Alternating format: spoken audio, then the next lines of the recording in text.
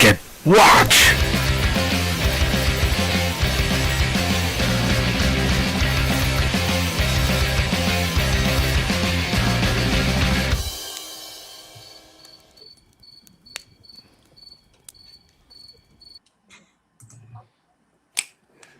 Welcome back, everybody. It is the Second Watch. We got Erik Tankar here of Tenkar's Tavern. Brian has joined us as well. We have a lot to talk about this week. Amen. Glad to see everyone here. Erik, thanks for being here, man. Oh, well, listen, you know I'm a guest because I'm drinking. Okay? when I'm hosting, like when I'm DMing, I don't drink, but as a player, you know. Well, here we go then. We have all kinds of questions to ask. Gentlemen, before we ask Mr. Tenkar a question, ask yourself, do we want to ask him now or a few more sips in? Do we want... see, when I finish the It Isn't Done, I do have this on a standby, and I and I have the glass waiting for it, so I'm just saying, I came prepared. I'm going with my usual, the high. All right. Well, I usually have more whiskey around my desk, but Rach, my wife, was nice enough to clean up the rest of my whiskey bottles that I would normally go, oh, I've got this commemorative one and this one. She's like, no, you can keep one. So that's the one. Well, let me propose a toast with our bartender in the OSR joining us here. Episode 34, and a happy belated birthday as well. Well, thank you. Yeah. So here we go. We do the mutual cheers, and we move it around, and we hit all the glasses, and cheers. And there we go. Here we all right. So fucking Watsy, guys. Where do we start? real quick. I looks like my ear trumpet Mercurius has been gifting some memberships. Thank you, sir. I also see some other people, some new people in the chat. I think they're over at Tenkar's channel. Thanks for joining us on the Second Watch. Really appreciate it. Consider liking and subscribing this channel, folks. Yes, if you're coming from the Tavern, this is a channel to watch. So please subscribe to them. Thank you. Oh, thank you very much. Agile Monk, toast to all of you. Yeah, this is a night to drink. I we'll just get it. Wizards of the Coast at Gen Con for the first time in God knows how many years. Yeah. I know how I feel about one product line because it's one near and dear to my heart, but I know I'll talk a lot about a lot of them. So I don't know which ones you guys want to talk about first. I'll defer to. Before I know we're going to jump into the Watsy stuff, but just in case there's anybody here that hasn't watched it, there's about an hour and a half presentation you can see on YouTube. It was at Gen Con yesterday or day before, where they were talking about the products coming out next year. It started out with Man Bun, Joe Magni, old Joe. Mangiello. Listen, he likes Dragonlance. He wants. Yeah. He's passionate about it. Yes, and he's kind of like somebody I think would actually do a good job with it if they put in his. I agree. So I'll forgive him the Man Bun. I think you know what it is I think I have it's my initial reaction to actors and D&D, but he's been around long enough, like he's proved himself, right? Shouldn't anyway, so they go through all these products, and in case you didn't watch it, they brought out Hickman, Tracy Hickman, they brought out Luke Gygax, they brought out R.A. Salvatore. There's a lot of details that we can get into about this, but I think the overall consensus thought is that they were aiming this presentation at us. And when I say at us, I'm talking about the older gamer that probably played editions. Yeah, they were aiming for right at us. Yes, they wanted your credit card, preferably on a monthly subscription. But yes, they wanted that. Absolutely. Yeah. So, I mean, going into this, we knew that they were going to plant a flag. They rented an entire building. So this was in a way, almost like a bit of them usurping a little bit of Gen Con. In a way, it's kind of a little jerk move, almost to say, hey, we're going to have our own little baby convention off towards the side. It felt a little spiteful to me, but then again, the fact that they did return to the venue to engage is a good sign. Are we in agreement that at least it's a Oh, move forward? We're a move forward. I think it's acknowledging that there's a community. And I don't think they gave a flying F about the community under the old leadership. So Sure. say what you want about Dan Ayub. He's you don't right a ship very quickly. It moves slowly. But he spent time at GaryCon talking to people, real attendees, and he wasn't afraid to talk about some of the going ons within the company that he thought were shareable. And that's more than we've seen in a decade. Agreed.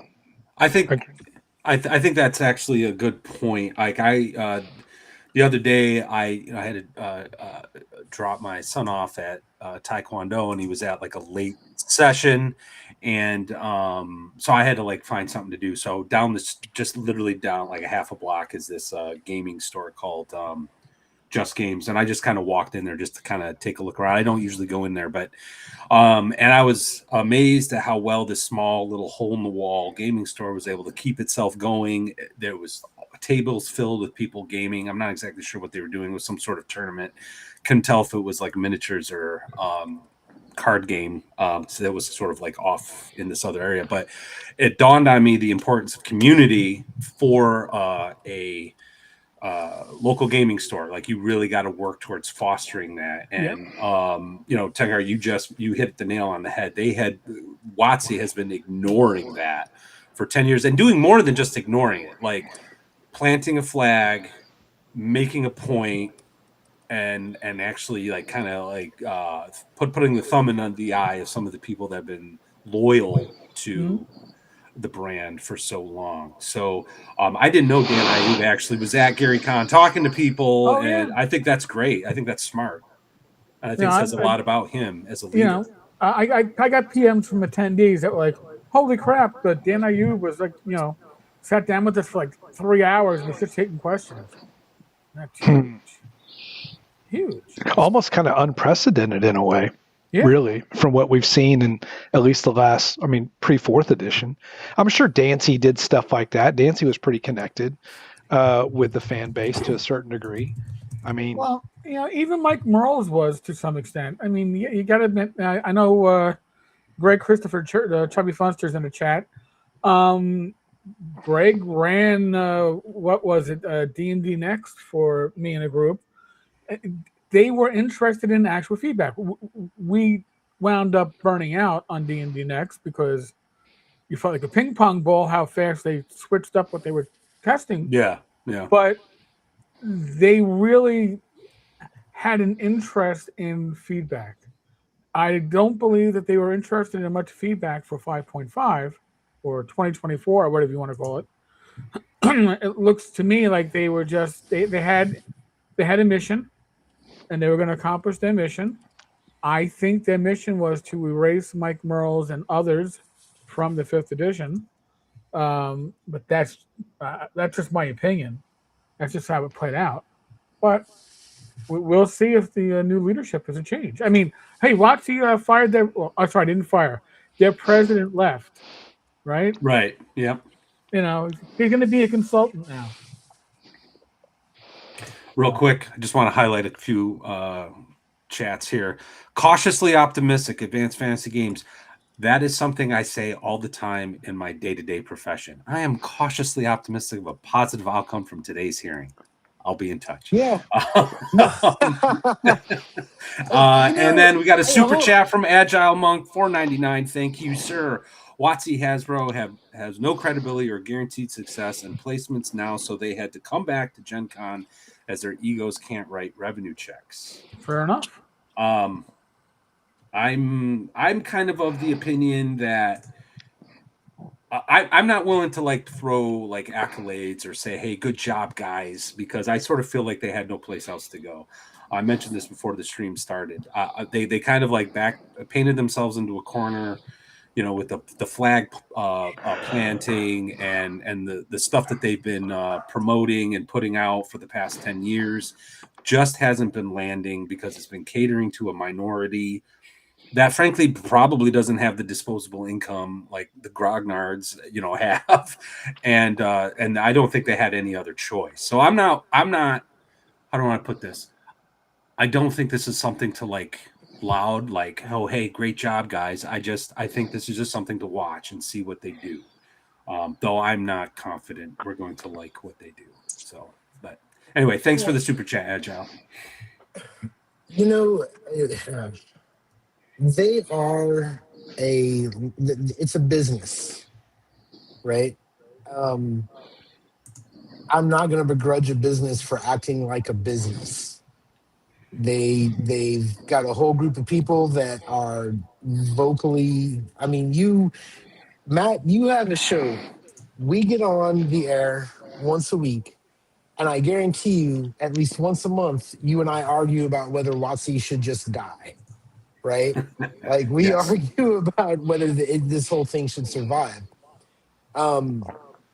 Also, just a reminder, we had. Do you remember? It was like in our first set of shows when who was it? Someone showed up in chat who was kind of famous and said they were going to have to do this. Do you remember that?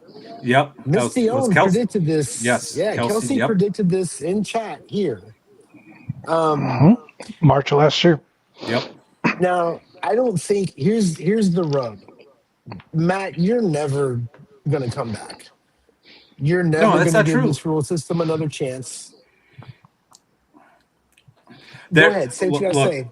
Okay, like I'm gonna get into Dark Sun. Okay, so Dark Sun can be done with 5th edition, but there's a lot of tweaking that needs to be done, and I just don't think the design philosophy that's currently driving what's going on behind the scenes is willing to do it. They want to create stuff where it's a player experience where the players have all these like cool things and look at the stuff that I can do. And in some cases, especially when you start looking at the actual design of some of the character classes and abilities, they're really just renaming things and shifting things around, and the character classes and powers and abilities are kind of doing the same sort of thing.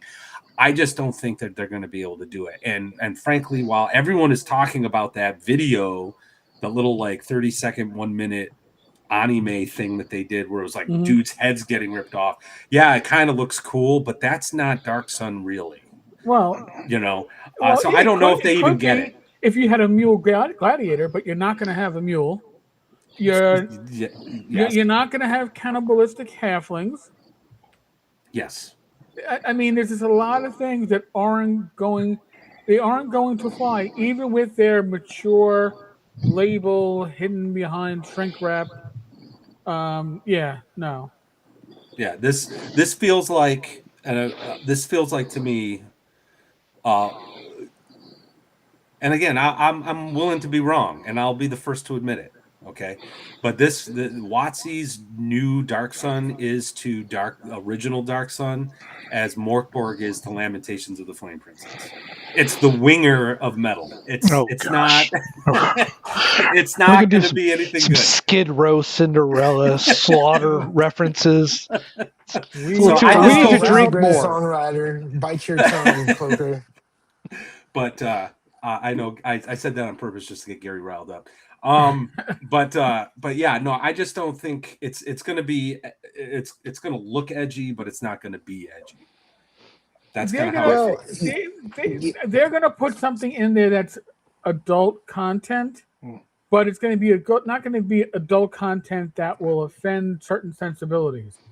Okay, it'll be adult as in PG-13. That's my thoughts. And they're going to avoid so much stuff. Dark Sun was a success because it was so over the top in so many ways, and they can't.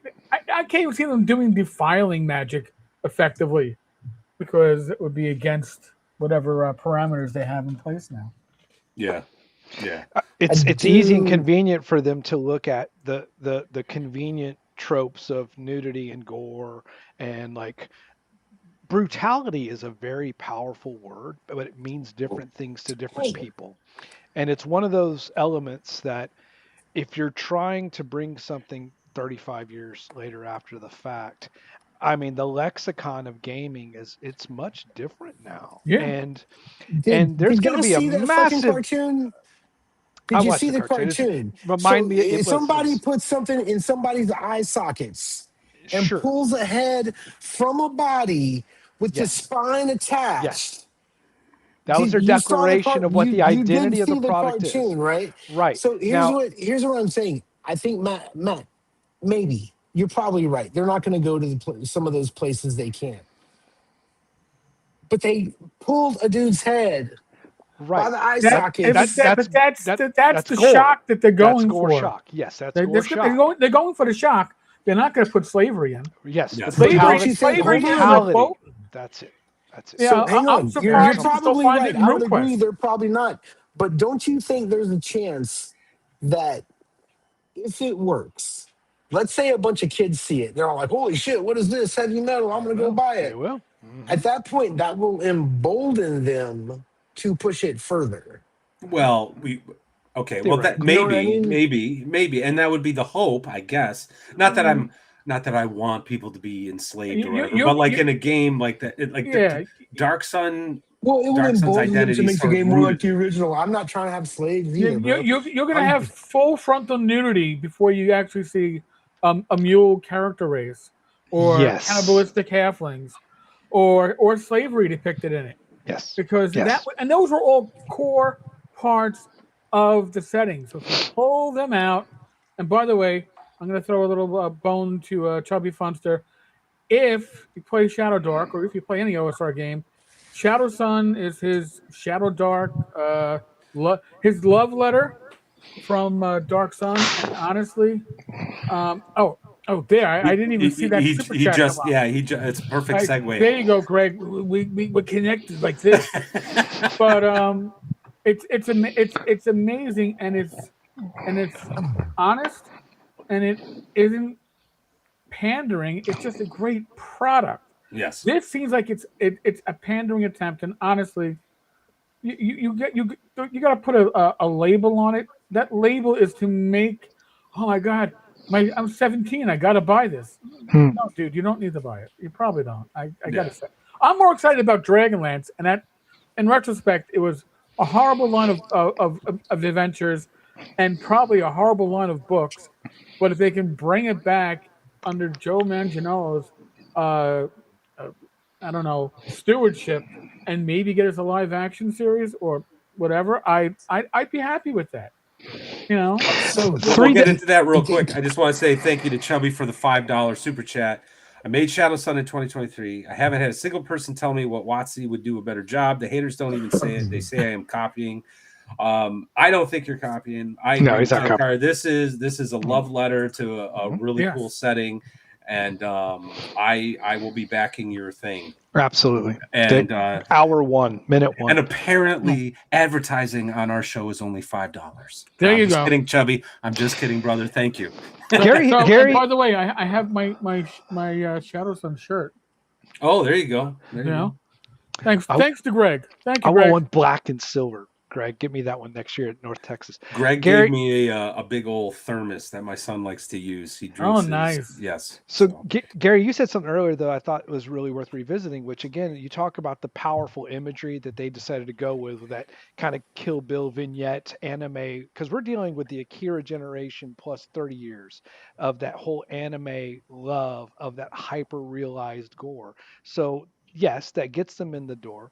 The question is does a product like this excite the modern generation gamer, right? Not us.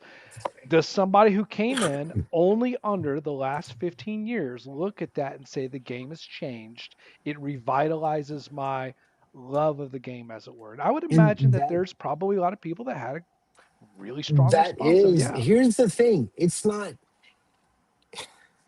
Chubby's game is going to be better. No doubt. And quite honestly, Dark Sun 5.5 is probably not going to be that great. Like, I'm not going to play it. You know what I mean? But it's not, while it was aimed at us, I feel like it's going to be more our kids, right? Like, they're pushing things out. They know we're not coming back. But I think that maybe if they kind of look at what has lasted, what's the test of time. 30 years ago, this fucking thing was out. And now we got some dude in his office writing a love letter to it, and he's going to do great. You know what I mean? I've said forever that WotC should dive deep into their back catalog, right? They should redo some things. I think they should re-release some things. So I understand everybody's skepticism and it's going to suck and your negative attitudes and everything. I get it. I get it. You're not going to play 5.5. And I'm not going to say that you should. I'm not going to play it probably.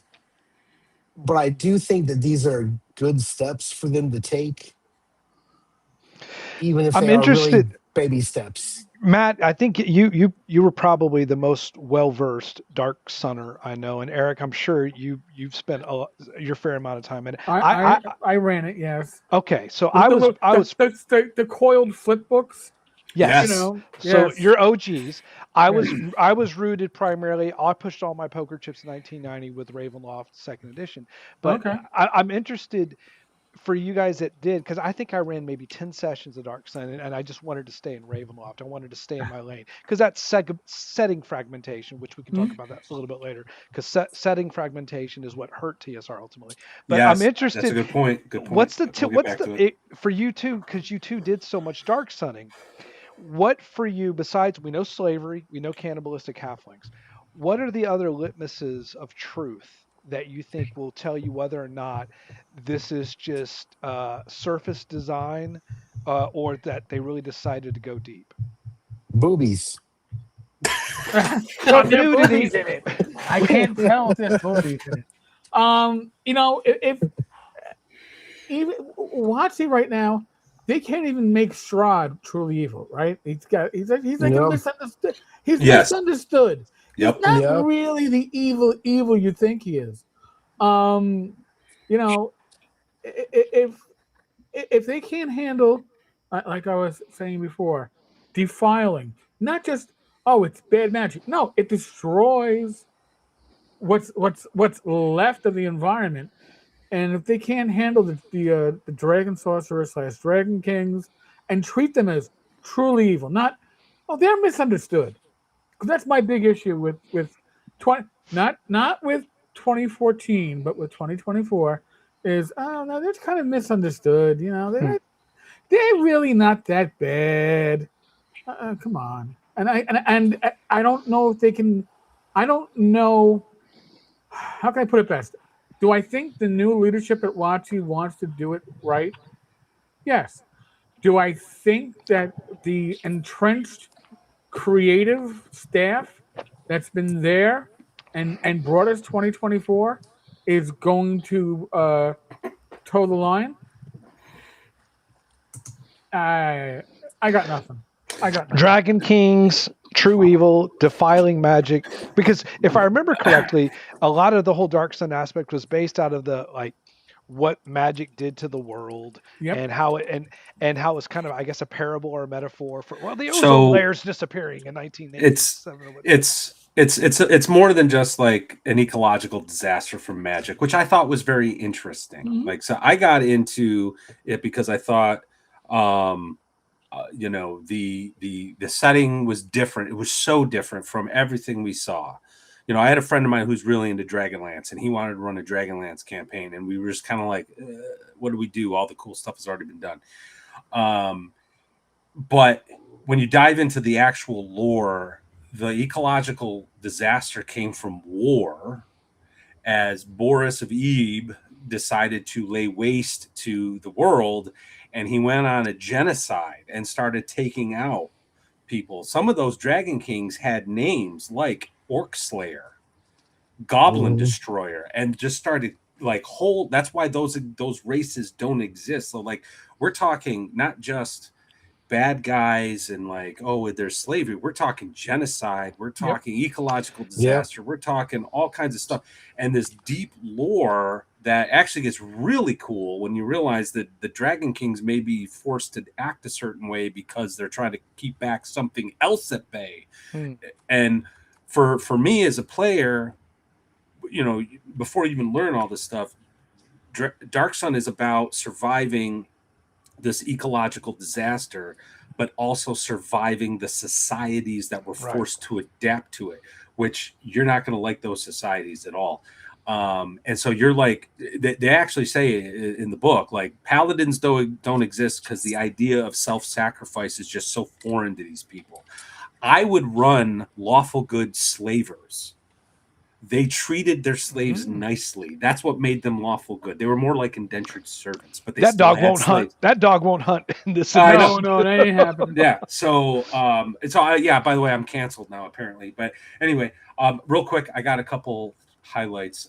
We got a super chat from Jeff at Bad News Bards. Thank you, sir. $5. Until Justice Armin and Mackenzie Darmus are fired and Chris has taken his golden parachute out, Dan Ayub will be hamstrung. I do think Dan is genuine. I have no comment on that because I don't follow that stuff that closely. But thank you, sir. You may have a point there. And I just thought this was funny. It's from Chubby. The ultimate bad guy in 5.5e Dark Sun will be an aggressive misgenderer. Thank you, sir. Proving once again that his version is going to be better. Right? Yes, Like yes. Chubby's game is going to be better. Flat out. It's going to be more true to the thing. This is hard. If we're talking we got about another real quick. I'm sorry. We got another super chat that came in. $5 from Dan. Thank you, sir. Our companion member. Dark Sun themes WotC won't touch. Slavery, oppression, environmental grape. We'll just say cannibalism, wanton slaughter, genocide, forced breeding, genocide. He said it twice. Racism. Well, yes. Yes, you're right. You're absolutely right. So if those elements, let's take that one super chat there for a moment. If those elements are not somewhere ingrained or at least intimated in the lore, we consider this to then just be a veneer. It's just a veneer setting on a vanilla system. That's all it's going to be. That's all any of these things are going to be. Yeah. Like I'm going to tell you honestly that I have more hope. Do you remember? What's up, man? Good to see you. Hey, Carl.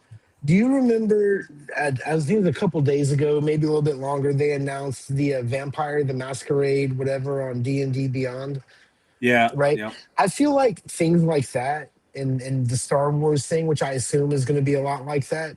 I think those are probably going to have more impact than these big announcements that we got the other day. Greyhawk, they fucked that up. Dark Sun, the conversation we're having here, everybody knows it can't be what it was. It just can't. They can't do it. And as optimistic as I am by everything that happened, I am optimistic. It's a step. Well, you know what I mean? It's a step. Okay. I don't know exactly how to articulate this because I kind of disagree with that. I think, of course you do. Yeah, well, no, it's Bring no. it. I think the original settings were based on these great stories of adventure, pulp, sword and sorcery, fantasy, even Dragonlance, which was high fantasy with their story arcs. I know some people have problems with what Hickman ended up doing with the line, whatever, but all that stuff was aspirational. All that stuff was inspirational, and people wanted to be those characters and make their own characters. And I submit to you, I think there is an undercurrent in our culture that desperately wants it. And I think if WotC would just trust the source material, you'd have guys like me coming back. But they're not going to. But that would mean getting rid of the disclaimer, and then they haven't gotten rid of the disclaimer. Yeah, that's true. I'm just, and by the way, if anybody remembers the disclaimer, when it was written, it was full of typos. Didn't know the name of the actual IP. It misspelled Dungeons and Dragons. So it was done on a holiday weekend, probably by an intern under very strict and quick instructions before they fixed it. But it's done its course, and people go, "Oh, Tenkar is one of these goddamn dreadnoughts," and he listen, you judge the past by the past. You judge the present by the present. You can go back and judge any culture by today's standards, and it's going to fail. Okay, you don't. You can go back 10 years, and it's going to fail the current reactions of what you supposedly need. God only knows. I probably couldn't be a cop today. Oh, right. You know? It's the duality of progressivism and any sort of cultural or societal like this is a recreation, but it's also one of those things that for so many people it's a flashpoint of creativity. And I think it was bad bards that said earlier. Bad Bad, news bad news bards. bards, yeah. Yeah. He said something that really is the most logical way, I think, perhaps to probably approach this, especially when you look at the announcement of the Icons program. These old school creators or personalities or people that have direct or indirect lineage, they're just coming in as advisors. They're not designers, and this is where the rubber will not meet the road. Probably when you Right. got Justice and Mackenzie the Armas, who just have a rather sophomoric view of their audience in these IPs, or maybe not IP. I guess it is an IP. I'm surprised that they did the logo changes. All right, I'm the gray. I'm the Greyhawk guy right now. That whole, I guess it was Pundit that put on something about the purple black and how Yes. those are always like the virtue colors, which this is only something that's come up to my awareness in the last year. But just it was such a lame. I'm sure Greyhawk Grog looked at that and just wanted to punch his screen I would love the to know minute what he he felt saw that. about it. I bet Joe Block was looking at that going, what is that? Where is the traditionalism? If the whole premise is Luke coming in to give this, I guess, aura of legacy, and you can't even hold on to the font, you can't even hold on to the logo, you can't even maintain the brand that gives it that identity, then maybe they don't want to reach out and really connect to the old schoolers. Maybe Thank you, they Jeff. just are putting that veneer of what these purported legacy IPs are for the new generation. Because they would have kept I think they would have kept, I'm sure they have the rights to it. I don't think it's like a, Oh, they definitely have the rights to it all. And I, here's the thing, Luke's coming in, and he wants to, complete his father's legacy. You know, the inference there is that he has some of his father's works that were never finished, hmm, and then he's going to finish them. But we don't know that. yeah. Right. There's a lot of stuff that you could infer stuff from, and if you've ever done uh, anything corporate or political, and my position for a while in the NYPD was a little political. You know that that double speak of it can be interpreted one of two ways is the way to go if you're trying to not commit to anything. So Hmm, it's going to be interesting hmm. to see. Now, again, I have probably the most hope with Greyhawk if Luke's involvement is anything more than just a figurehead. Hmm. I really want to hope for Dragonlance because I love to see a live action series come out of that. And Joe Manganiello, who was pretty much thrown to the side by WotC prior, is now back in the fold. I have a little bit of hope. Uh, Dark Sun. My hope is that it drives future people to Chubby's To Shadow Yeah. Strike game in Kickstarter. I hope it raises a little awareness for the alternatives because they're not going to do well. I don't think. Greg's advantage is not just obviously in striking literally while the iron is hot Yep. and coming out in September, but because the chassis of Shadow Dark is so beloved, it's that little extra, that little bit of adrenaline to help his project really take on a new level of awareness just by virtue of people going in and typing and Googling anything related to Dark Sun and coming across his work. Oh, this is connected to Shadow Dark. Let's just do this. Real quick, Yeah, that's $2 what we were super talking. chat from Bad News Bars. Did you notice the colors of the Greyhawk title? Yeah, we were just kind of talking about that. Also, thank you for your increased membership as to companion level. Thank you, sir. as always, Jeff. We appreciate it. I think Ryan, check your Discord. yeah, well, Sorry. it's gonna take a minute. All right, I'm like in the middle of. I can't change his. I'll get to it tomorrow. Okay, I can. I'll get in there. Where's he? All At? right. No, I'm telling DM Cloaker, check your Discord. Oh, you're Okay. good. Oh, Yeah. oh. All right, I'm on it. What was I going to say? Oh yeah, it's stuff like that where you have to look behind that double speak. You have to look between the lines here.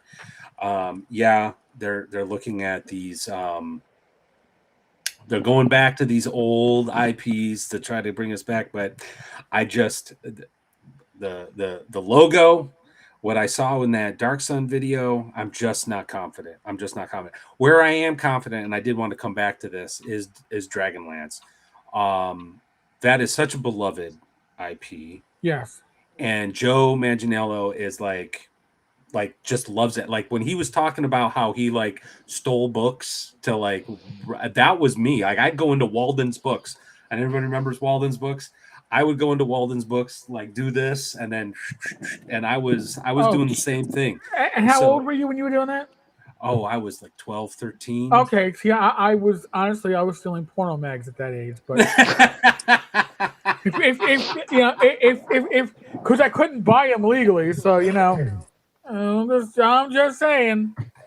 One of the things I was gonna mention earlier, when we were talking about Dark Sun, is that I really wish they wouldn't have done Dark Sun, because there's no way they can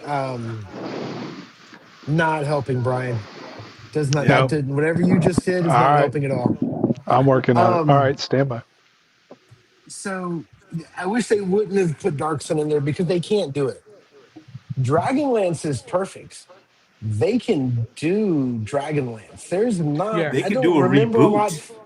You don't have to fix Dragonlance, although Watchy tried to, but you don't have to fix Dragonlance because it's not offensive. What are you gonna what a Tinker Gnome's gonna be offensive? Oh my God, Tasselhoff has stolen something else from somebody. How offensive is that?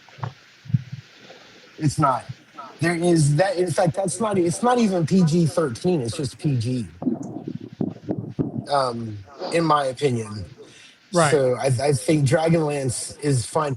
Greyhawk, they screwed the pooch on that, because it's one of the oldest settings, and not only, which means it's the oldest players with that. The older players, the ones tending towards the whole OSR thing, and they went and did. Here we go. I'm gonna have to pour drink number 2 now. I can't let him. I gotta break this out. And by the way, this was bought for me by one of my original gamers from my high school and college group. He had to come over and deliver it in person for Christmas. It is actually a very, very nice. So I will pour it on screen, so it's all official. Hold on. Welcome to the second watch. There you go. Again, welcome to folks, second watch. if I'm hosting a live stream, you will not see this. If I am DMing a game, you will not see this. But if you see me at a con and I'm at the bar, you will definitely see this. We actually have a Rumble rant at PS Caglione 3. Thank you, sir. I look at it through a political lens. They are leftists doing what leftists do. They ruin D&D just like they have ruined comics, movies, etc. They can't serve us, and we don't need them to. Well, I was actually thinking about this earlier today. IPs that are captured by their medium, like comics, like movies, like books and all that, can be undermined and quote unquote ruined, but role-playing games are so analog and so connected to the individual tables, whoever they are, can never really control them. So Watsky can do whatever the heck they want to do, but they can't control your table. So but thank you for the Exactly. Rumble rant, sir. Appreciate it. And so I'm much more positive on this than you guys are, I think. Here's the thing. I don't think that Dark Sun is going to be great. I don't think that WotC can really push it to the places it needs to be pushed. And I think they probably went too far. But I think Dragonlance is possible. I think Greyhawk, whatever. Here's the thing. Luke Did you seems just to be the whatever one. Greyhawk? I did. I've never played in Okay. Greyhawk, dude. I could give a shit. Okay. I've never played in Greyhawk. I don't care. My heart be still. Sorry. I'm glad they labeled it the season of sword and sorcery. That was at least a little. I'm like, okay, at least you're giving it a little bit more, not the super heroic fantasy. And the comment was made that they ruined everything and they can't. By the way, thanks Rumble for making it political. I always. Well, it is though. I mean, that's why they chose the colors for Greyhawk. I think it's. I'm gonna tell you the truth, man. Can't disagree with that. It probably is, but I don't think I care. Well, I that's think fine. that's That's fine. just. I'm just saying that's who they are now. That's what it is, and I think that I've always been the guy who said, "Hey, it's good for everything." If Dungeons and Dragons, of course you do. It's good for everything if Dungeons and Dragons is doing well. If Dungeons I and don't. Dragons it is absolutely true. If it's doing better, everybody else is going to do better. The We'll fact see. that I'll tell you this right now, the fact that Dark Sun was announced by WotC, in my view, is only going to help Greg or Chubby, as you guys might Oh know yeah. him. Yeah, Absolutely. yeah. Well, It's that's only going true. to help him. It's But only going to. I would argue that it's gonna help him, but not. How do I want to put this? That product to me is as a foregone conclusion is going to be successful. Everyone has been dying for something like that. You know what I mean? And he's already Mhm. proven his chops. Had he done that 2 years ago, iffy, right? Because no one really knows who he is. But now everyone knows who he is. Right, and it's the revised Shadow Sun, by the way. So there Yeah, already a Shadow It Sun is. out It's that you been can out grab. for a while. You yeah. can Yeah. go get it. So So I'm just not. I think 10 years ago that argument would hold. 20 years ago that argument would hold. I don't know with with digital media, print on demand, self publishing, all these opportunities that are out there. I'm not sure if that conventional wisdom holds anymore. Um, I'm willing to be wrong, so we'll see. But you are. You are. I just don't know. I just don't know. I just don't see it. Greg's going to have a big advantage around April, probably of next year, maybe May, definitely by summer. Once Dark Sun is out in the wild and being looked at, and eventually the counterbalance, the masses leave it and they see that it isn't what they want. He will actually probably have a resurgence of sales probably about a year from now. Yeah. Once people start doing the comparisons, and that will be a wonderful boon for him. Um, is there? I guess listening to some of the consternation, Gary, I do agree with you. I think whenever there is this much momentum of effort and awareness, when you see the general trades reporting on all of this that's going on regarding WotC's presence at Gen Con, it is good for the hobby. I think for the regular gamer coming in, there's a lot of stuff to be excited about. We're looking at it probably, of course, with some wisdom and some framework and having been burned. But if we were in our early 20s and we've been playing 5 or 8 years of 2014 or even some of 2024, I think that we would be excited about some of this stuff. We don't know enough about it to be frustrated or disappointed with it. We don't have yet the experiences to draw it comparatively to things that we've done before. These are adventurous big steps, almost in a way to where it almost seems like it could almost be set up to failure, to be honest with you, with a rated R WotC product. But I think that there is going to be a generation of gamers that are going to really come in to this most recent proclamation of WotC trying to establish or reestablish some heritage.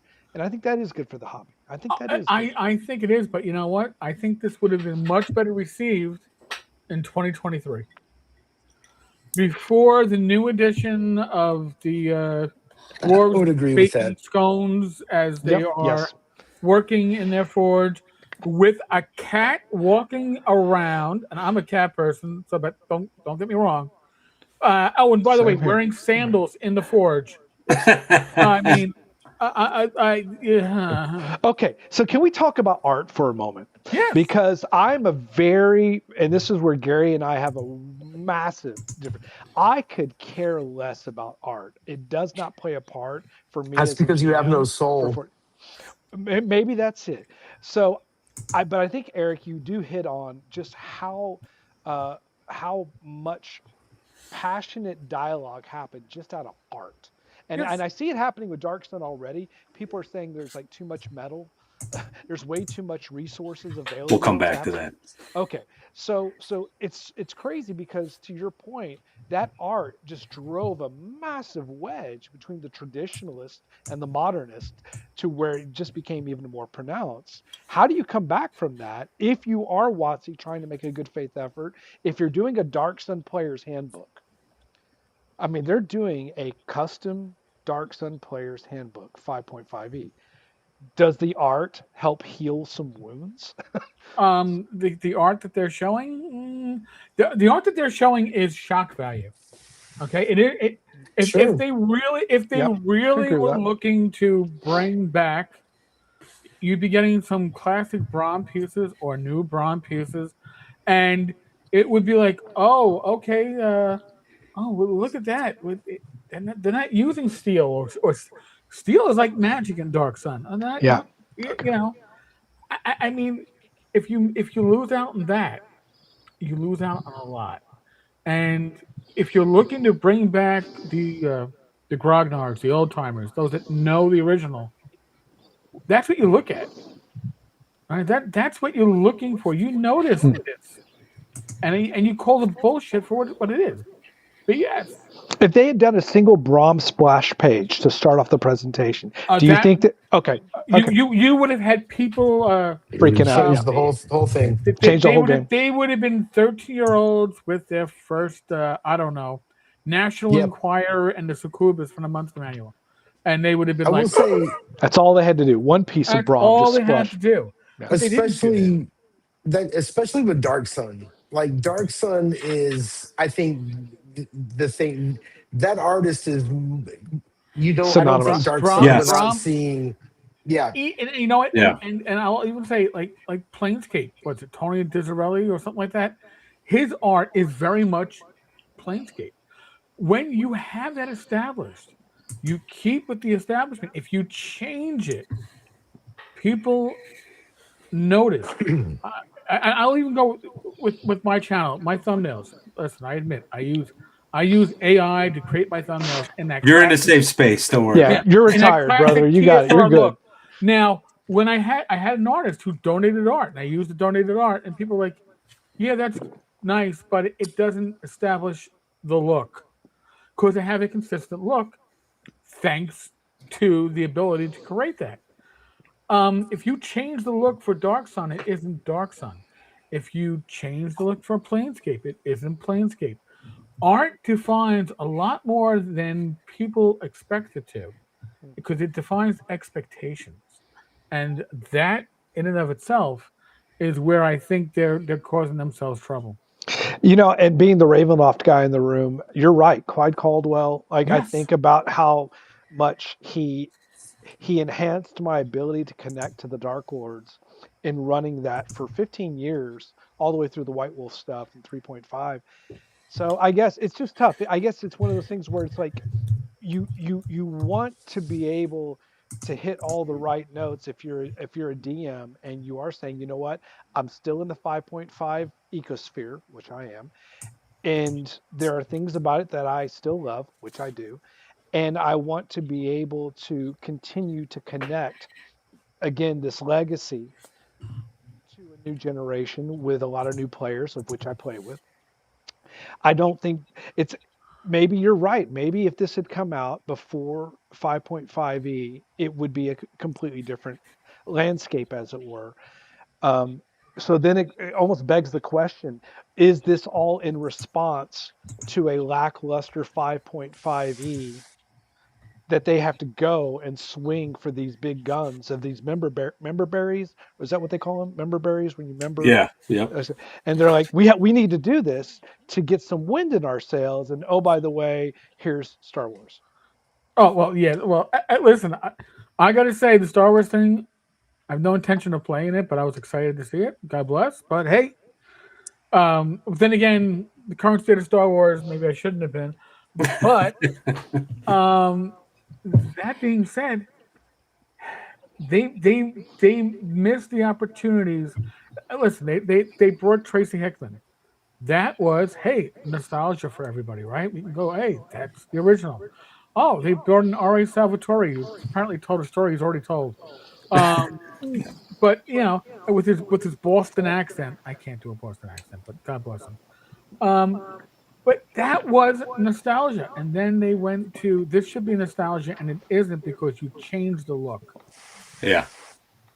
and that doesn't play well if you're trying to sell to the people with the deepest wallets. I gotta say it. Yeah. I'm 59. I might be retired. I still spend way too much on Kickstarter and BackerKit. And by the way, shout out to Professor DM. F you. I had to back your damn thing, and I had to get those damn dice. And yes, it's powered by Shadow Dark, so I'm sure I'll love it. But honestly, I mean, when you think about it, they missed. They swung hard, but they didn't hit the home runs, and Yeah. and that's a shame because they had the potential. And by the way, Ari Salvatore, I don't know why he was there because Yeah. The quotes Driscord and blah blah blah. yeah. I make up a name on the spot. Chris do Aiden. Yeah. Real quick, I just want to catch a couple things. Paladin Forge, hey man, thanks for becoming a member. I'll get you squared away on the Discord soon. I'm on it. And then Buck99 from Flint, good to see you, buddy. Put this in the tip jar on the bar. Thank you, sir. We There you go. appreciate it. And serious question from Chubby. The moons must be aligned. Does it matter that they can't write a worth a damn if they make the books look pretty? Well, this goes towards I think. I'm gonna say something. My name's on the Go ahead. tag. I'm gonna say something tonight. All right, go ahead. All right, fine. Go ahead. When it comes to role playing games, the art is almost as important as the writing, flat out. Especially the big commercial ones. Cloaker, you obviously not Disagree. you have a condition, but He's it not does matter. entirely wrong. He's partially wrong. It does matter. It matters a lot. It matters sort of. No, you dumb. No, go ahead. Say your piece. I Say hate your piece. all of you.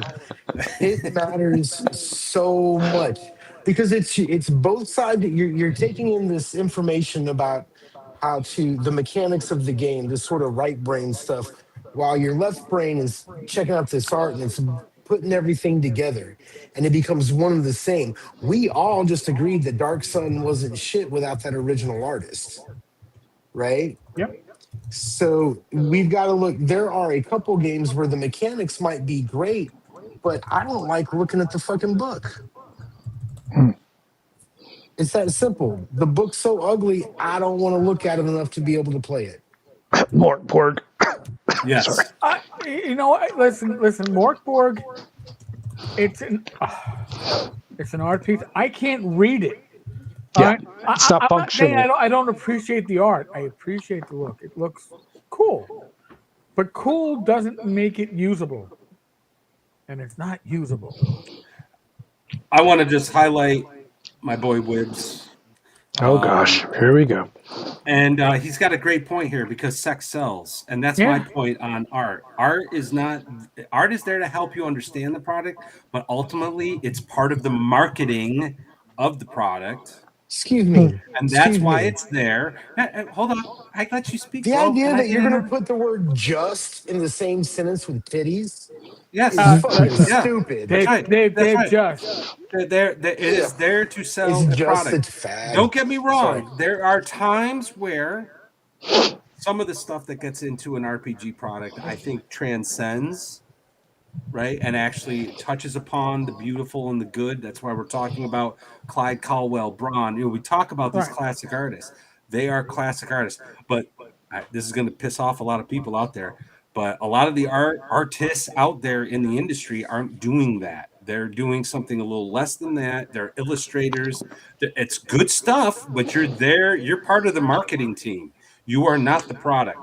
And I take umbrage on the idea that the author of and designer of a product is somehow subservient to the artist, and that's why we have to do X, Y, and Z.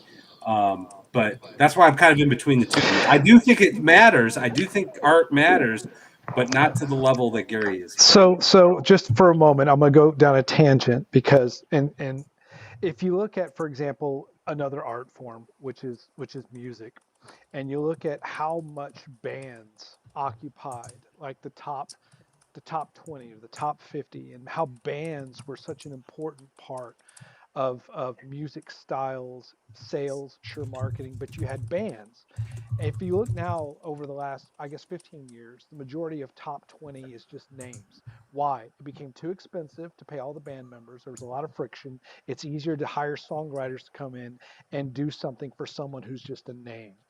With art, it's kind of flipped in this hobby because you used to have so many artists that were emblematic with these wonderful IPs. Now, if you think about at least the last 15 years, but probably you could go back even to Watsy's initial iterations, what artists are truly synonymous anymore with a product to such a degree to where they are the Brahms, they are the Caldwells, they are the Parkinsons of right now of gaming as it is. I mean, what are the future anchors? If art is that Those are important, is what I'm saying. If art is great. that important, then we don't have that right now. I don't We see that. don't. Maybe I'm missing. And No, We we don't don't. have it and right that's now, by design, by the and way, because that's a it's by business design. decision. It's a business That's a decision. business decision Yeah, because Watsy, they don't want a superstar artist. they do not. They don't Nope. want anybody being more important than the property. It's like That's when it. Jerry Jones is always trading away. He's trying to get rid of Pickens this year. He got rid of Micah 2 years ago because he doesn't want anybody to be bigger than the Cowboys, Yeah. right? It's the And flip side that's of the what that music is. piece. Yeah. That Yeah. is exactly what's going on there. Yeah. I'm telling you right, man, all of this shit is perception. What it is Watsy has done things that stirred up a certain group of people and they've never corrected. And every time they try to correct, they do it wrong because of the way their business is set up. If they would have done this Dark Sun presentation, and like we said before, showed one Brahms splash, right? We'd be having a whole different conversation. Oh, definitely. We would certainly because So to it say would the be art isn't defining. important is ridiculous, Brian. Well, no, but by the same Brian, can you? token, if we're talking, looking at it art through an OSR prism, right, and carrying the torch of that, and of course we have the bartender of the OSR here, right here. So there's no one more qualified to probably look at this. We don't have artists that are carrying the hobby Yeah, the way that it's don't not happening. have an Elmore, you don't have a Clyde Caldwell, you We don't have a don't have Brom, you that don't have right any now. of these people. You have interchangeable Magic the Gathering artists. Because that's Absolutely. what they want. That is Yes, what they want. yes. And literally, and by the way, we mentioned AI before, right? Artists that used AI in some of their what was that the Giants freaking won a year or two ago, where Hmm. the giant had an extra finger or something like that. It's like, yeah, you were using AI in your process, folks.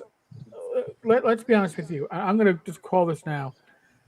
At some point, when WotC integrates AI into the process, because they are going to do so, you know that because Hasbro talks so highly of AI. Hmm. Okay, when they do so, it is going to be moral AI. And what do I mean by moral AI? They're going to tell you it's based upon work that we own is based upon the adventures and 1E, 2E, BX, Expect Me, Dungeon Magazine, Dragon Magazine, anything that we've published, this is what it's built upon.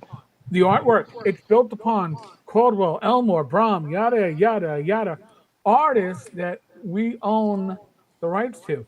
So we didn't like send it across the internet scraping. Yes. No, we use our own, and that's how they're going to sell it. Now, Yep. how soon is that far out? I don't know. Could But already be here. that's going to be the sales pitch. I'm going to Yeah. tell you right now, and the reason why they're 3D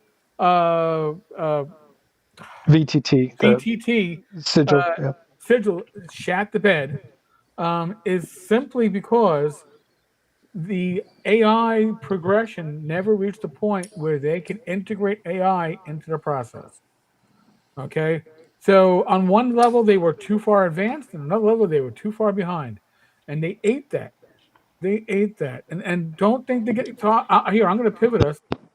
One thing that they announced, which we haven't discussed yet, is hey, looking for group. Take your phone and you can do. By the way, you can do D&D Beyond at your physical table because you want to be subscribed at your physical table. But you can look for local groups for your physical table using D&D Beyond. Oh, and by the way, for only $1.99 or whatever it was, $1.99, I forget. Your first um game session with a paid DM it's going to be cheap. It's like crack in the late 90s. You know, we're going to give you that first hit real cheap, maybe free, and then after that you're hooked. And that is the way to monetize the at-home coffee shop game store players to get them into the environment of paying a monthly subscription so they don't have to worry about how do we monetize these people. And to me, that was the most disturbing. And it was also the part they got the crowd was like, Right. Yeah. Yep. Real quick, sorry, Thraxis, I accidentally clicked you, and then because I meant to hold you, wait, blah blah blah. Anyway, I try to interject at the appropriate time. Anyway, $5 from Thraxis. Thank you, sir. Appreciate it. Watsy getting Star Wars now is like getting with your high school crush after she's had 3 divorces and 5 kids. Maybe. How much have you had to drink? That will decide how well that translates. I'm just saying. Yeah. But thank you, sir. Appreciate it. Yeah, about the paid DM stuff. Like I sort of feel like they're barking up a tree that is not very tall. Because this stuff has been around for a while. I mean, there's been apps out there for this sort of thing, and yeah, for some it works, and for some people they're happy to like pay a game master to run games for them. Brian, by the way, is one of these guys, you know, and but going back to what I said earlier about the local game store. That's how you build community. That's how you find games. That's how you find game masters and other players. Like that hasn't died. And at the end of the day, this hobby, I stand on this. The hobby at the end of the day is analog. It's individual. I don't know where this is going to end up going. And I just saw my chat light up with a bunch of greens. Hold on a second. Dan gifted 10 membership level companion. Holy crap, sir. Thank you very much. So we got a bunch of people who just became companions of the second watch. Thank you so much. If you're on our Discord, please message me so I can get you adjusted for the next 30 days. You'll be able to be part of our private conversations about what we're doing. You can give us ideas on who to talk to, topics to chat about, debate about, get drunk and yell at each other about. So make sure you, if you're not on the Discord, get on the Discord and then reach out to me so I know who you are. Some of you, I'm not going to name names, insist on having different handles depending on what social media app you're on, and it drives me crazy. So, but please let me know. Too. But listen, I'm Tenkar everywhere, but I'm just saying. Yeah, I'm Lord Mattius everywhere. The blue, the black mage with the hat and the sword. You know it's me. But anyway, thank you so much, Dan. Thank you, man. Dan is awesome, by the way. So Dan, cheers. He's a hell of a game Absolutely. master too. Real quick plug: Erudite DM, a good friend of the channel, a good friend of ours. He does a live stream on Monday nights where he graciously has game masters run games for him. And I've run some Lamentations there. He's run some Shadow Dark. Chubby's been there, but Dan has been running a fantastic Hyperborea game. And my character is still alive. Anyway, God bless you. Thank you, Dan. Thank you very much, sir. But yeah, I don't think this whatever. Like, I get why they did it. Like, from on paper, from a business perspective, it makes sense to do that. But I just don't know if it's going to be what they think it's going to be. You know, they're listen, recurring subscriptions, and by the way, Lord Mattius has memberships. As you can see, I have memberships. Thank you to my ear trumpet. He's always a great person to throw stuff in during the live streams. But it's recurring.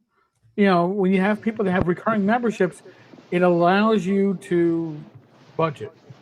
yeah. WotC wants those recurring memberships, and they want it whether you're digital or physical. All right. And by the way, one thing I noticed, I don't know if you saw this, they're selling like D&D branded soap. And Wait, what you what? get, they're selling D&D branded soap. And if you Well, buy that's the never soap, going to sell. But you get free digital dice with the purchase. It's right here. Now, honestly, you could give me free physical dice in a bar of soap because as the soap wears down, the dice are there, right? I'd probably buy that shit. But It's you're great. giving me It's made with physical- dragon's blood. It's oh my god, it smells so it smells- dragony. It's so digital dice are only useful on D&D Beyond. That's what they're telling you. Oh, and by the way, anybody who pre-ordered 2024 for the digital dragon for the VTT, I'm going to do a visual for you. That's what happened to you. Yep. Okay, Yep. you Yep. went in, and listen, I love YouTube. I love Netflix. Most of my viewing is on YouTube, but you know, Netflix and Disney and Amazon Prime. But you don't own anything. They can take it away from you. Well, guess what? Your digital dragon, your digital red dragon, it ain't worth shit. Just Absolutely. Just And I was actually curious how deep into that streaming, because I haven't used D&D Beyond. So how deep into that streaming mode are they right now? Like, if I have a membership, do I still have to buy books or what? Oh yeah, you gotta buy now. Before, I don't know if they changed this back. There was a big pushback. If you are on D&D Beyond, you could buy specific parts of a book. Like if you only wanted, like, I don't know, certain feats, you could pay like 99 cents so it would appear on your character sheet and do whatever. And then they pulled that. Because again, you don't own anything unless you own it physically, folks. And you'll be happy about it. You know? Sorry, you'll own nothing. Or if you have a PDF, okay? PDF is almost physical because it's on your hard drive.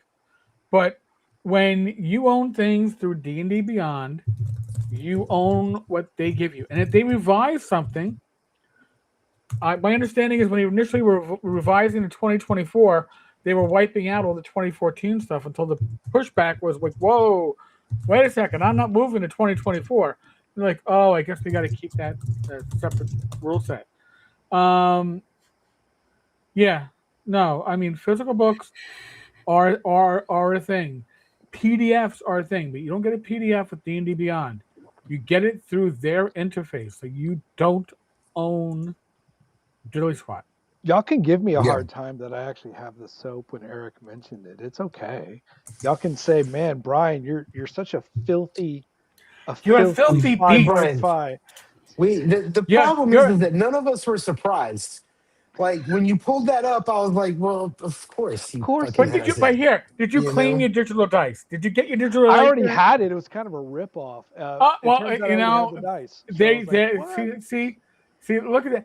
They should be giving you unique digital dice, not digital dice that you could already purchase separately. They should be, oh wow, you get the manly orc smell, right? And I'm using the I manly, think and that I was got my North manly Texas. orc I think dice. that was North Texas probably Saturday night. That was probably You manly know, well, manly Orksville. Okay, Yeah. so as the 5.5 guy here, I do want to go ahead and just for a moment, amidst uh the strong opinions, I uh-uh. will say I am excited that there is still resources being poured in to these older iterations of the game, because at the end of the day, for me, it's not about the art. I don't Mhm. need the art to run a good game. For me, it's not about the lore. I know where to go get the lore. For me, I do the whole OSR subversive guerrilla warfare already with 5e, to where people are like, these whole processes that you're doing, what is this? I recently posted on the WotC Discord about a 5.5e game that I'm going to run. And I put in a lot of the Matt Finch's OSR primer Oh yeah, information, and I use that to kind of filter out to see how many people are willing to come in and play my 5.5e higher mortality setting. And I'm getting a lot of questions. There's people that are out there in the 5e ecosphere that are still open to this, and I think that if there are a few of us dyed in the wool Mhm. playing for the last 44 years Right. that is willing to still go out there into this territory and start sourcing them, I can eventually bring these people to Chubby's products. I can Oh, eventually bring definitely. these people. So I'm still out there into the 5e land. No, and And I would never say otherwise. Listen, I would guesstimate that on my video on my channel, probably 10-15% of my regular viewers are 5e players that's great. that want old school procedures. So Yep. I put Reel out them the in. Tavern's Handbook, which again, I'm going to say the evil word AI. I used AI to go through my own videos and put the best parts of my videos How into. moral. Very Yeah, moral. That's yeah, I very know. moral. And put But you're also giving it away. I'm giving it away for free. Under That's what I'm Creative saying, Commons, right? share and share Yeah. like do with it as you will, pretty much. But the thing is, I know people that are playing 5e are porting some of those procedures in because they're usable in 5e. Um, Especially 5e as written in 2014. If you're running the basic rules for 5e, they're certainly portable because the bloat and when I talk about bloat, that's any system. AD&D bloated with Unearthed Arcana, 2E bloated with all the goddamn complete handbooks. There's bloat to all of these systems the longer they go on. Probably the best thing that happened to BX D&D is they only lasted for 2 years. It didn't have a chance to bloat. But This isn't bloat though. This is good bloat. This is oh, the arms and Well, equipment you guide. know, can I? some Okay, of the Good before bloat. before we go down this tangent, I just want to say real quick yep, because Tenkar, I know you're putting out this guide for free. yep. You've been killing it with your videos, Thank the you. OSR videos. They've just been fantastic. I have a gaming Great group that videos. is, they were raised during the Hickman Revolution, so they're all about story arcs and all this other stuff. So when I introduced Gods of the Forbidden North, this campaign about a year and a half ago, and like I'm not doing any of that crap. You guys Right. have to I constantly a problem happens and they like fumble and then you put out a video and I'm like that actually addresses that problem. I copy the link, I send it in our group chat, and I'm like, you guys got to look at this. I'm actually going to this is going to piss off some of my players, but I'm going to print out your guide and give it out as Christmas gifts. Well, Here you go, guys. I'm going to try to get it up on Amazon as a POD Sure. at cost. So that might be cheaper for you. So give it a chance. I'm not, folks, but I'm not looking to make profit off this. because whatever money I made off, I've made off the AdSense and the membership. It's already been paid for. But what I always had was people asking me, when are you going to put this in? When are you going to put a book out? When are you going to put this in writing? And honestly, if I did it physically myself, that would be my summer. Okay, I mean, honestly, 155, 156 videos going through, and no. So, yes, I use AI to collate it, to condense it, and then I went through it and I proofed it, and I like the final result.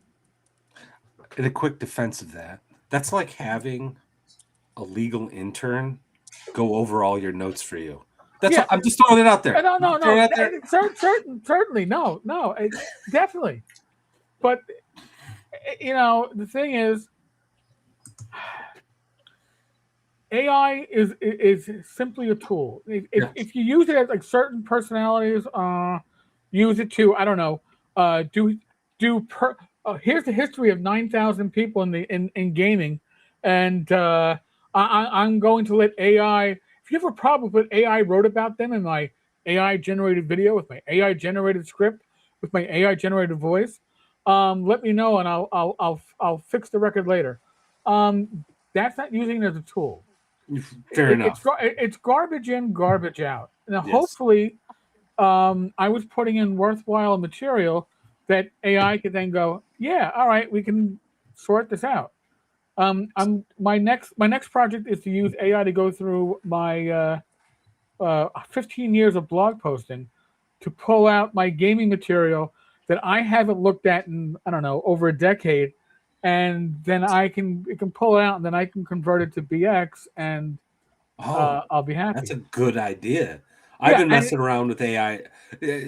My ChatGPT subscription has been one of the best investments because I honestly feel like I have a personal assistant, and I just speak into. I have like I dictate, right? And I just like talk and blah blah blah blah blah, and then I send it to ChatGPT that like formats it for me, and then I collate it, or not collate, but like review it, edit it, and stuff like that. I just think it's great, and I think AI is the way of the future, but that's because you welcome our new overlords, our new overseers. Yeah, because I don't think it's going to be the doom and gloom that you guys are talking about. Anyway, we're not here to talk about doom and gloom. You think I think it's just going to slowly steal our soul until we're almost human. That's all. Wait. You have a soul? Wait, we have souls? I didn't even know that. It's a new thing I'm discovering. It's been a thing. Yeah. Agile Monk put a super chat. It's labeled paired, so I actually think it's over at Tenkar, but I didn't want to put it out there real quick. Eric is bringing back how to play and run the game back to all versions of D&D or TTRPG. Yes, and this is why I say he's killing it, because and this is something I did want to mention. Mm-hmm. I'll have a thought about an OSR concept and how to run whites, for example, or 3D6 down the line. That was actually one of the more successful videos I've had recently. And I'll just kind of mutter to myself as I'm walking my dog about X, Y, and Z. And then you'll put out a video and you summarize it, crystallize it succinctly. You really, when I say you're killing it, you really are driving home how to run this game in an OSR fashion. And my question to you is, yes, why do you think this wasn't actually in the earlier how-to manuals, the DM's guide, the player's guide? Because D&D, when it comes to white box, when it comes to homes, when it comes to Moldvay, there was a progression going on there. And the progression was, all right, oh, wow, we need to make something a bit more accessible to the non-war gamer. And then you got Holmes. But Holmes had another agenda. Holmes was, oh, no, we're sending you to AD&D. So, but by the way, AD&D has not been written yet. So we don't really know what we're sending you to. But this is the general direction we're sending you to. And then Moldvay got closer. And Moldvay... Cook and Marsh, BX is it's a complete system, which Holmes does not. But there still was an assumption that you were going to be brought into the game by another gamer. And if you're Mm-hmm. brought into anything by somebody already in it, and I will talk, I'm going to throw myself back a bit here. Ago, became a cop in '90. I got sworn in '96. Hit the streets in '97. Your training officer is going to teach you what they believe is the way things should work. Doesn't necessarily mean it's the way things work or the way you Sure. should be doing it, but that's how you're going to be taught. And it's the same thing with BX. There's a lot of things that are assumed but not spelled out. I will give Frank a lot of credit with Beckme. I think Beckme dropped the ball when it comes to thieves, stretched it out far too long. A few other issues with Beckme, but Frank and the crew that he put together did an amazing intro to Dungeons and Dragons. That red box, Frank's red box, is very special because so many people said, I got the red box and I learned how to play. Okay, I Mm-hmm. learned from that. So that's huge. That And was I don't great. I just went back and was rereading the Red Players book, and I played through it and all. And then when I went to try to reference rules in the Red book, I gave up because oh no, it's no, I'm not saying it's you have to go to the organized blue well. book. You have to go to the Yeah, blue book. I'm not saying that. Listen, you have to remember the mindset of Hmm. early D&D. Okay, and you can see that mindset when you start looking at other games. I'm going to throw out a Dragon Quest from SPI. Okay, you look at Dragon Quest from SPI, and what is it? Every section is numbered 4.2.1.0. Yeah. Well, because it's being written by a company that knew war games. Now, D&D was written by a company that understood war games. That was Gary's root to this whole thing. Yep. So he didn't do that numbering, but honestly, I came in with I got my player's handbook, my DMG, and a set of dice from my mother after I played my handful of sessions with my friend Kenny, and it was great. I learned so much of the English language reading those damn books, especially the DMG. But the DMG is I'm gonna censor myself. It is a freaking nightmare of organization. Yeah. Okay, because it really is no organization to. If you're going to if you want to be sane and you want to play a game like BX, I listen. I keep my originals, I keep my POD, I keep them at my desk. That's great. Here's the thing. If you want to, as a younger gamer who's not used to dealing with rule sets that are so poorly organized, buy OSC. I'm gonna throw Gavin. I'm gonna go throw Gavin a bone. When I run BX at a convention, I go with my basic rules and I go with the OSC book. The OSC basic rules. Yes, that's the advanced. Yes, I go with the OSC Is basic. this the advanced? No, Yeah, this is the that's the classic box. oh, I have the advanced it's over here. classic rules, whatever. Yep. But you know what? Hey, listen, and it's just like Labyrinth Lord. Labyrinth Lord did advanced, and it's a great way to play AD&D without all the bloat. I think Gavin did great jobs with it. I'm looking forward to the Creative Commons release for it. But the thing is, yes, I grew up with that insanity of how poorly laid out these books were. But if you weren't brought in on that level, Yep. OSD, and I know certain designers and it's, oh, but it's that trade side. It's not a full size. You know what? Gavin's books travel a lot better with me to cons, especially if I'm flying, than a full size book. I'm happy with it, and I can reference it. But I will bring both with me, the original and OSE, and they're interchangeable, and that's awesome. So you don't have to go back to the originals. I love them. And for those that didn't see my unboxing last weekend, I was actually hold on. If I can grab it here, I was gifted a sealed basic box. Beautiful. I watched your video. It was beautiful. Yeah, to do I an watched it. unsealing, was very special. I felt like a kid in a candy store. I was like Christmas again.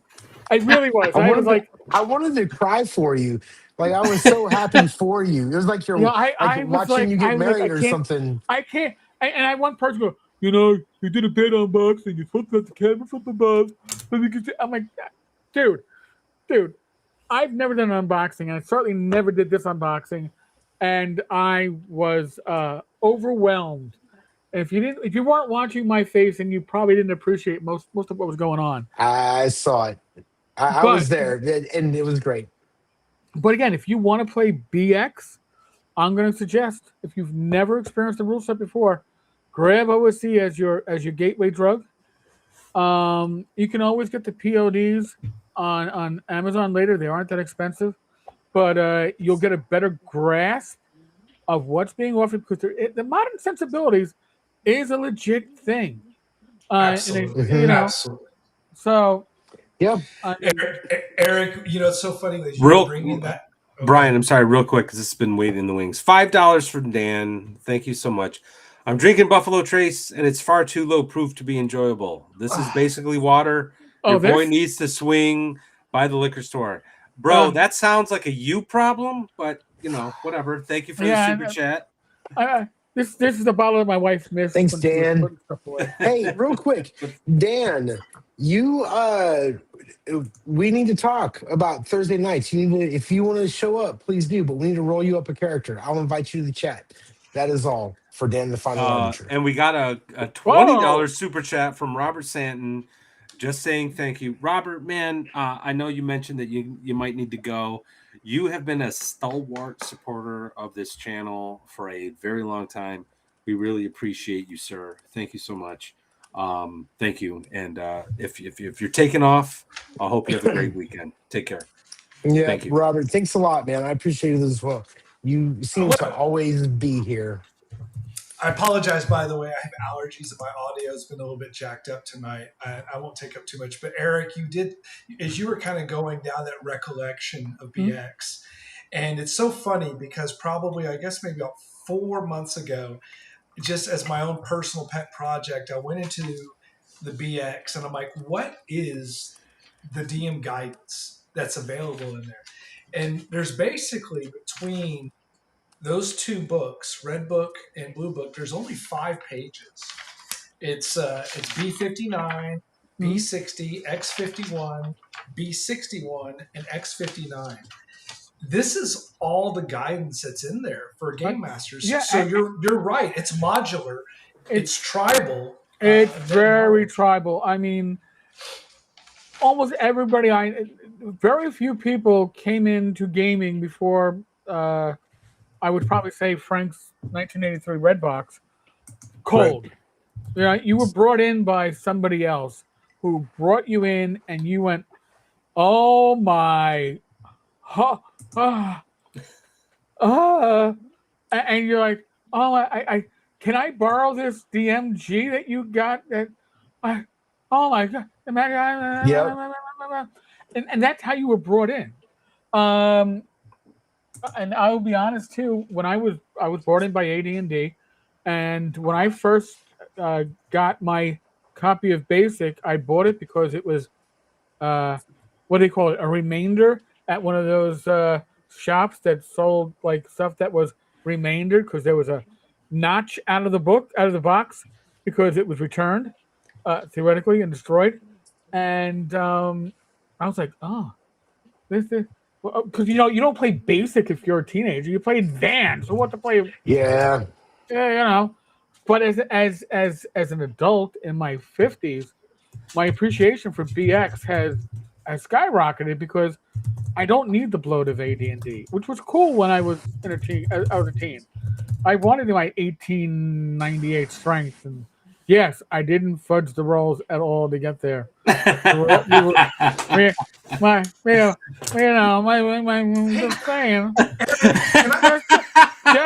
Just there were no fudges for my power.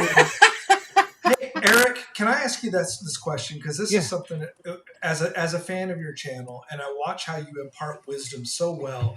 To Gary's point, you make it so relatable for these topics that you bring up to really kind of provoke thought. But there is always kind of this divide as GMs get more and more practiced in the hobby, that they do move towards these simpler, easier to adjudicate to a degree. There's procedural complexities to a certain point. But then there's that player divide, and the players, they want all the M&Ms, they want all the candies. The players want. See, The for players are players, drug the crunch addicts. is limited, right? The crunch is what's on your character sheet. Okay, for a DM, the crunch is what's in every goddamn book. And it's like, oh my god, I need to know how much. So for a DM, you have to kind of work within those expectations, and it isn't easy. Okay, again, I came in with 1E. Unearthed Arcana was like, oh my god, look, I can double specialize. Oh, Cavaliers. Cavalier. Well, no, I gotta port that Cavalier ability of increasing your ability scores to every class, because every class. Oh no, I want method, but it's 6 with well, paladins roll 9d6 for charisma, minimum 17. 18. It's like, what the? So yes, players always want more. DMs, the ability to, my opinion, a game like BX, if you learn the procedures, and when I put together the Tavern's Handbook, I tell you, take one procedure at a time, run it for 1, 2, 3 sessions, then add the next one. If you haven't been using them, use it gradually, because they can complicate things. But if you're running 5e, all right, and I've run in 2 sessions of 5e. I'm not an expert, but they were with like mid-level characters. The DM has a lot he has to know, or she. The knowledge of the rules is exceptional. The shorter the rules, the more weight is put on the DM, though, to adjudicate. And there's less adjudication, the more rules there are. So you're going to have more rules questions in a game like BX than a game like 5e. That's just how it's going to be. It's always that interesting push-pull dynamic, because the players want these options. In their mind, there's the illusion that they're accomplishing more.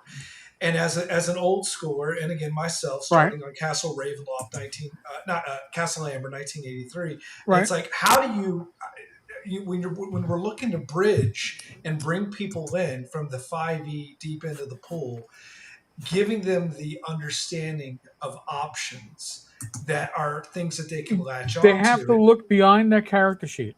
All right. And when I say beyond the character, they got to look beyond their character abilities, skills, feats, powers, spells. BX thrives on things like your equipment, right? Your equipment is almost like a minor magic item. And magic items, even in AD&D, are what helps define your character.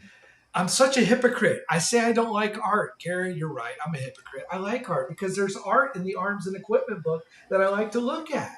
So I'm such a hypocrite. You're not a hypocrite. You're just wrong. And instead of admitting you're wrong, you'd rather fight about it. So I understand, dude. I like to fight too. But art is incredibly important. Tenkar, I've been wanting to ask you for a while, because your BX videos, they're really transformative. Like, I've been playing BX forever, and I learn something all the time.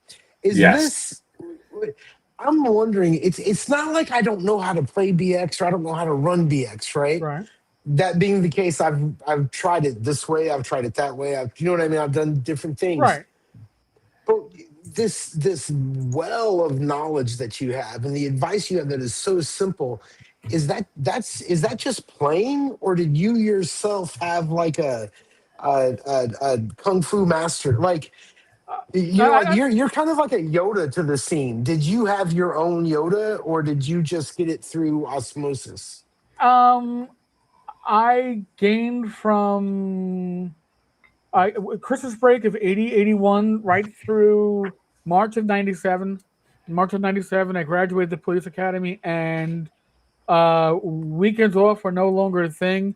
It was Monday, Tuesday, we're working 5:30 to 2 a.m. So yeah, I wasn't game. I was out of gaming, but I was still buying. I was still buying gaming products because I'm a gamer and I'm a geek, and I bought stuff through 3E. But I did a lot of reading and thinking throughout that time because you weren't actively part of it. Came back kind of in 2008 or so with Fantasy Grounds. I started playing, but it wasn't D&D. It was Castles of Crusades. It was Dark Heresy. I was playing other stuff, and it got me to thinking. And when I started thinking, I met my future wife, and I was like, I'm thinking of doing a blog. She's like, you should. I go, do you even know what a blog is? She goes, no, but it sounds like something you like to do. So why don't you do it? And I went into blogging with absolutely no clue, no focus, kind of like how I started my YouTube channel with no focus initially. And then I started to focus on OSR gaming because I realized that the OSR, the mindset of the OSR, and I'll be honest with you, the OSR as we look at it today is not necessarily how games were played back in the day because I played as a team. I agree. I played as a team. We were power gamers for a while, and then we were non-power gamers for a while, and then we were power gamers again. I was the always DM. And the first time I ran a session which required no dice rolling, that was in my 20s, probably around 24, 25. That was eye-opening to me. Because I was like, my players had a great session for 4.5 hours. We never rolled combat. They role-played it. And that's when my mind started changing as to what gaming was. Okay, and again, I was the always DM when it came to D&D. My other players, we'll run riffs, we'll run this, but we'll not. No, D&D is Eric. So again, when I came back and I started finding the OSR stuff, and I found was the Wizardry and Osric and the Labyrinth Lord, I was like, wow, these are the old school rules, but rewritten in a very approachable manner. That you don't get lost in the Gygaxianese, which, hey, great SAT scores, and I give Gygax a lot of credit for that. There's many words that nobody else ever know. Truth. And that's what started changing my point of view. And Greg, who was in earlier, Chubby Funster, was my first real D&D DM. We did it. We hooked up online, and he ran the D&D Next playtest, and he burned out. And he's like, if you want to keep this group together, it's on you, meaning me. So what did I do? I was like, all right, well, I'll run Osric /1E, and I'll use Rob Conley's Black Marsh, and we'll do a sandbox. And I had never done a real sandbox before that. But I threw myself into it.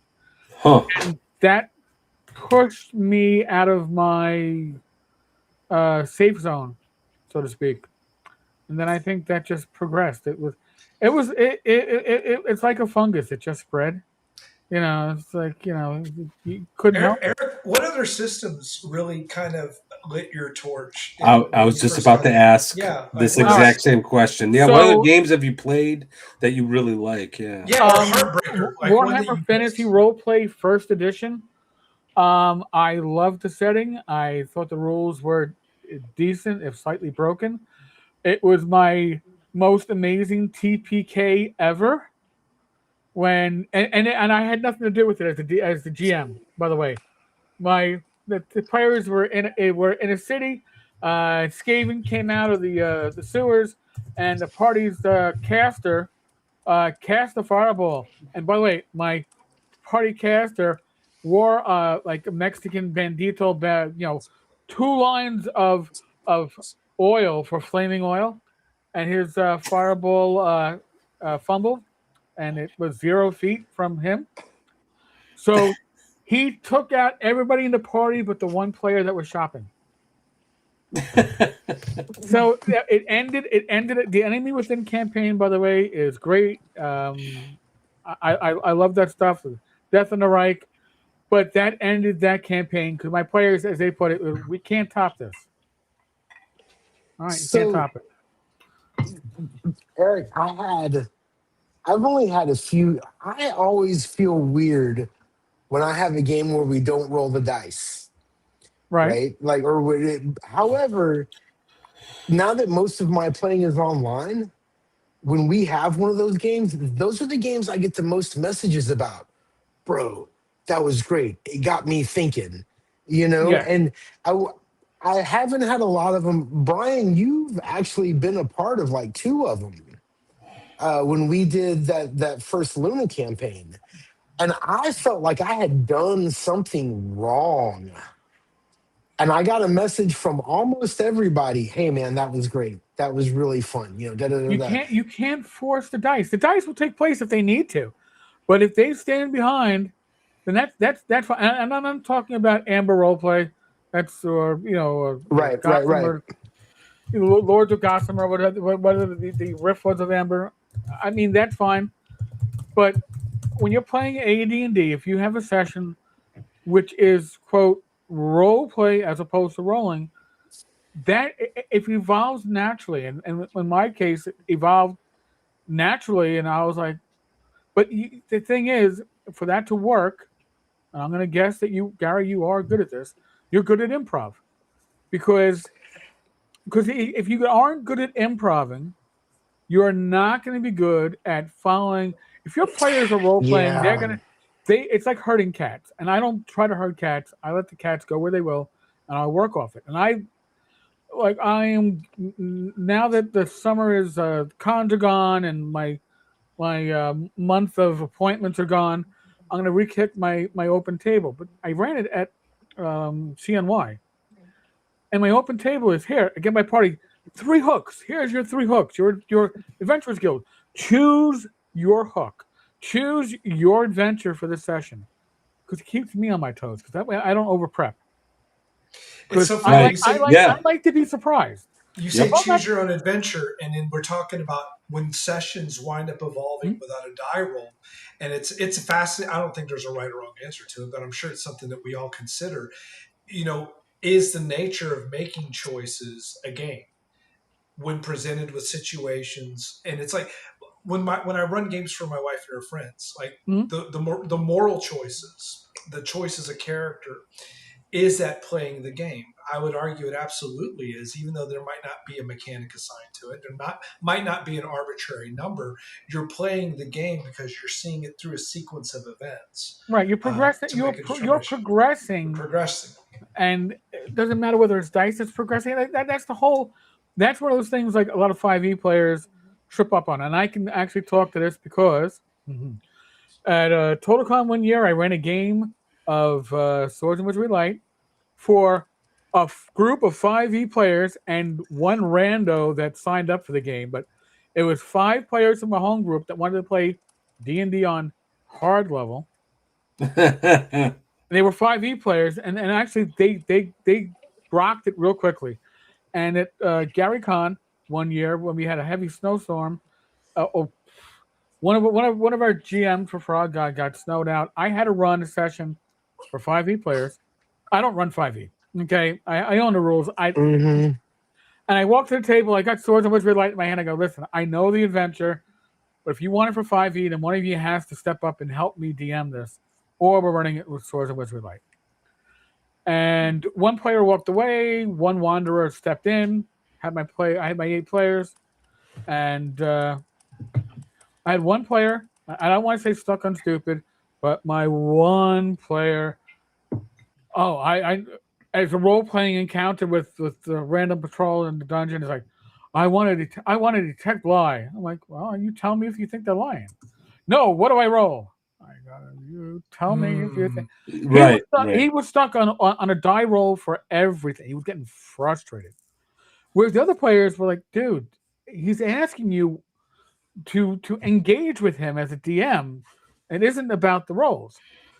So there's a mindset. Now I gotta say, at the end of the session, 2 of my players ran to the Frog God table before 6 o'clock to grab the complete rule book for Swords and Wizardry at that point, and 2 others came the next day, both couples, and they bought the book and they wanted to tell me they had a great time.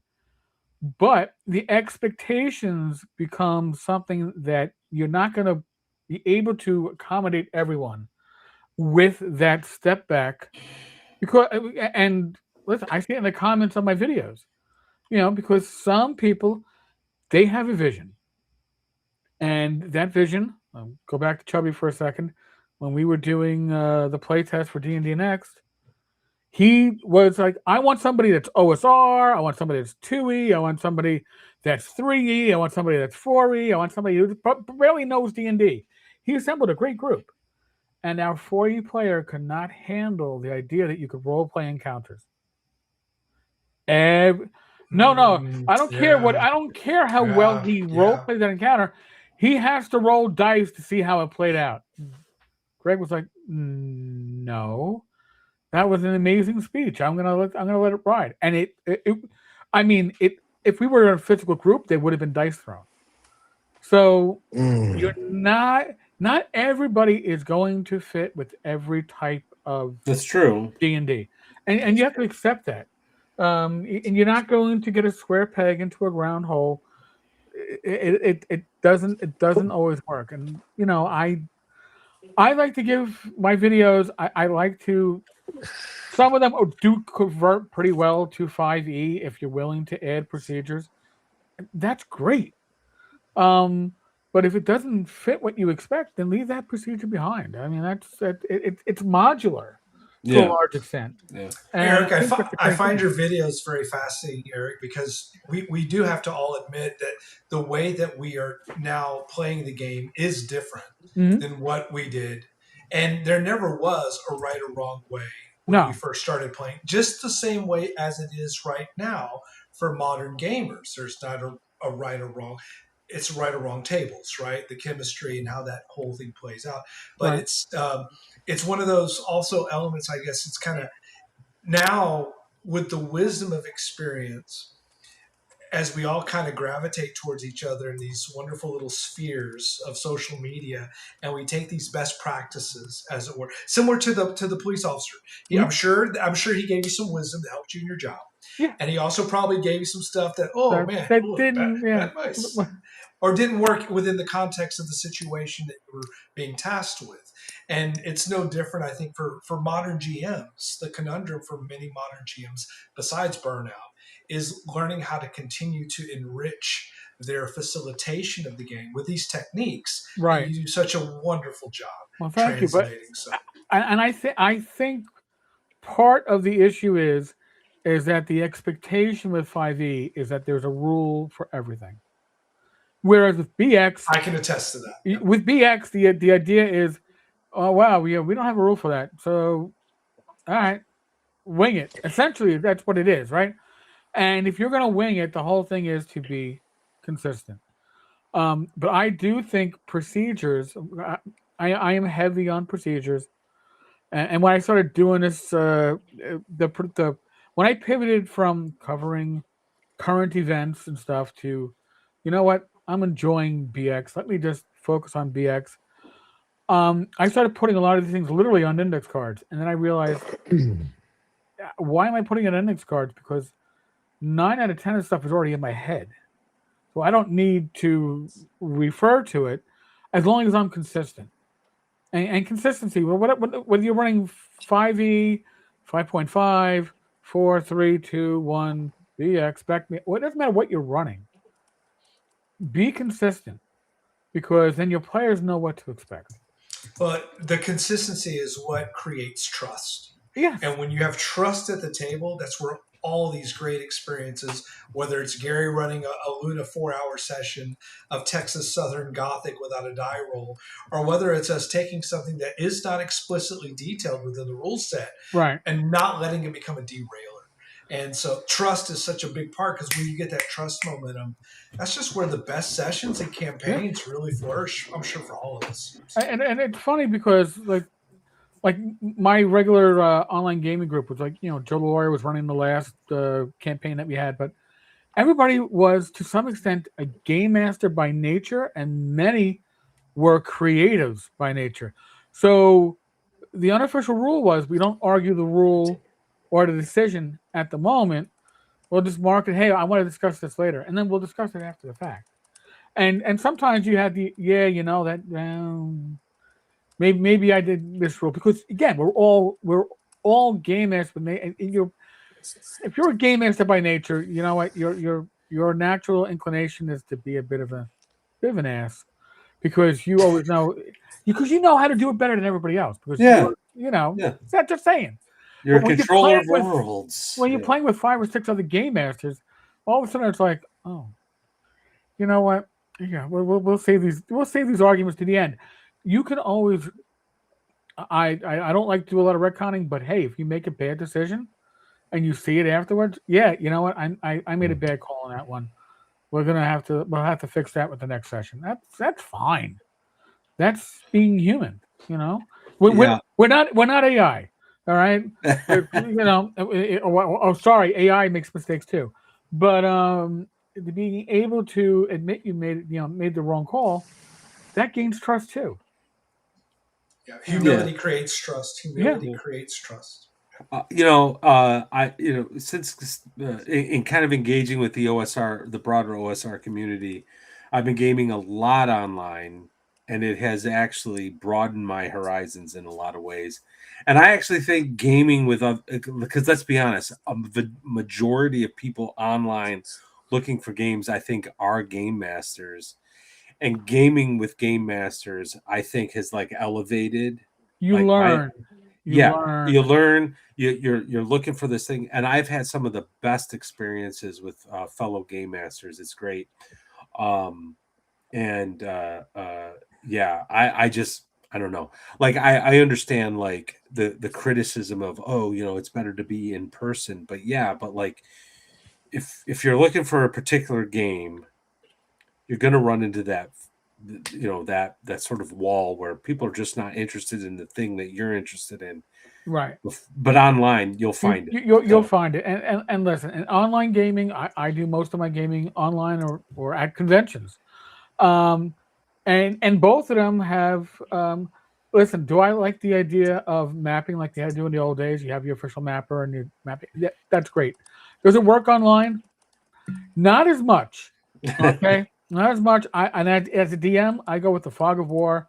I'm happy with it. At a convention, I'll help my players with the map because you got a time frame that you're trying to accomplish something, and there's an expectation that they'll get to the end. Or there are different expectations depending on what you're running. But if I was running a face-to-face game with a local group, and again, OSR, that's hard to find. I had one, my God, before COVID. And it wasn't even local. It was still an hour and a half drive. But the thing is, there you'll map stuff out. That's what you do. But you just like converting a book to a movie, converting it to a TV series, converting it to a comic book or whatever, converting it to a game requires adjustments. Same thing if you're running whatever 5e, BX. You make adjustments based upon the media that you're using. Are you going face to face? Are you going online? I was thinking the West End games, Star Wars, and Gary can probably definitely chime in on this. And you think about what does an OSR approach mean to a game and an IP like that, and because you had to make up stuff for West End a little bit. I mean, there was not, although you had like the ship books and you had all the different races and all the tech, there was a lot of stuff that was kind of fuzzy. And it's like, what does OSR mean for things that are outside of the traditional fantasy in terms of I am so happy you opened that door. That's going to like create all kinds of discussion. What does OSR mean? It's not like we've been debating this for a decade. But I got to interrupt because Dan gave us a super chat, $5. It has come to my attention that gifting memberships will cause more manual work for Matt on Discord. Yes, because apparently there's some integration that I don't understand, and you're going to help him with. And you once again gave Dan, Dan the man. a bunch of companion. Dude, did you So like win the lottery? Are thank you like, Dan? Thank you, dude? so Like, much. anyway, bro. Thank you. Thank you so much. You have been a huge supporter, a great game master, and I'm not saying that in an Eddie Haskell sort of way. Yes, I am. Eddie Haskell. But Can we give him a compliment for a moment, because Dan was in our membership only companion yes, level, go ahead. and he brought in some great insights, and it's what this whole Discord tiering is about. It allows us a chance to learn from you guys in chat in sometimes a very controlled manner. So thank you, Dan. You had some wonderful insights that allow us to continue to be better at the community aspect of all of this. And thank you for the charitable outflux for helping us. And but yeah, just wonderful, wonderful contributions. And it looks like Tenkar, you got $10. I see Here's your from token Robert. Thank you. donation. Robert, I thank always you. look forward to your episodes. Thank you, sir. But anyway, Appreciate it. yeah, Brian, you were saying Star Wars OSR. Go. Well, yeah, I'll address that. There is OSR, and I think there is OSR, or old school gaming. Okay, OSR, in my point of view, is D&D and its splinters, its reimaginings, its simulacrums, its clones through 2E. But old school gaming is Tunnels and Trolls, it's Traveler, it's RuneQuest, it's Rollmaster, it's MERP, Star it's Frontiers, Gamma World. Star Frontiers, Gamma World, Boot Hill. See, I think the OSR, for good or ill, is based upon the idea that it's based upon D20 D&D, whereas the other old school gaming is just as about. If you want anybody, you can talk to me about my Tunnels and Trolls collection, because I have some original early stuff signed by Ken St. Andre himself, including his second print of his play copy of the second print of Tunnels and Trolls. I love Tunnels and Trolls from the perspective of it has so much imagination and so much cool crap associated with it. Would I necessarily run it today? If I had a small group, 2 to 3 players, it works fine. Regular D&D size group, it falls apart. That's my perspective of it. But I think old school gaming, I mean, one of my favorite campaigns to run was RuneQuest Second Edition. I did not know what a sandbox was until I bought for a whole $20 back in 1986 the RuneQuest 2 hardcover book and Pavis and Big Rubble box sets, all water damaged, at a convention at Columbia University. And then that summer, I ran my first sandbox. I did not know it was a sandbox. Nobody told me it was a sandbox. But I ran almost daily, because it was college, and who's working in between college? We had a good summer. And it was great. But I didn't know it was a sandbox. But RuneQuest was a solid alternative system. I would certainly call that old school. That is very old school. And I have so much love for what it opened my eyes for. I ran MERP using the Rollmaster critical charts, because Rollmaster critical charts were much better than the MERP charts. The fact that MERP had nothing to do with Middle Earth, as anybody who read the fiction knew it, because it didn't. But still, you ran it. I ran the old Pacer game, Time Masters, Chill, Space Ace, or whatever it was called. Yeah, I ran a little bit of everything, and those were all really cool games from that time. But they don't fit into the OSR category, in at least my eyes.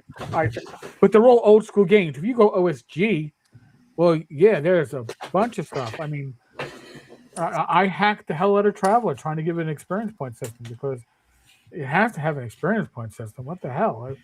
Well, what's the point?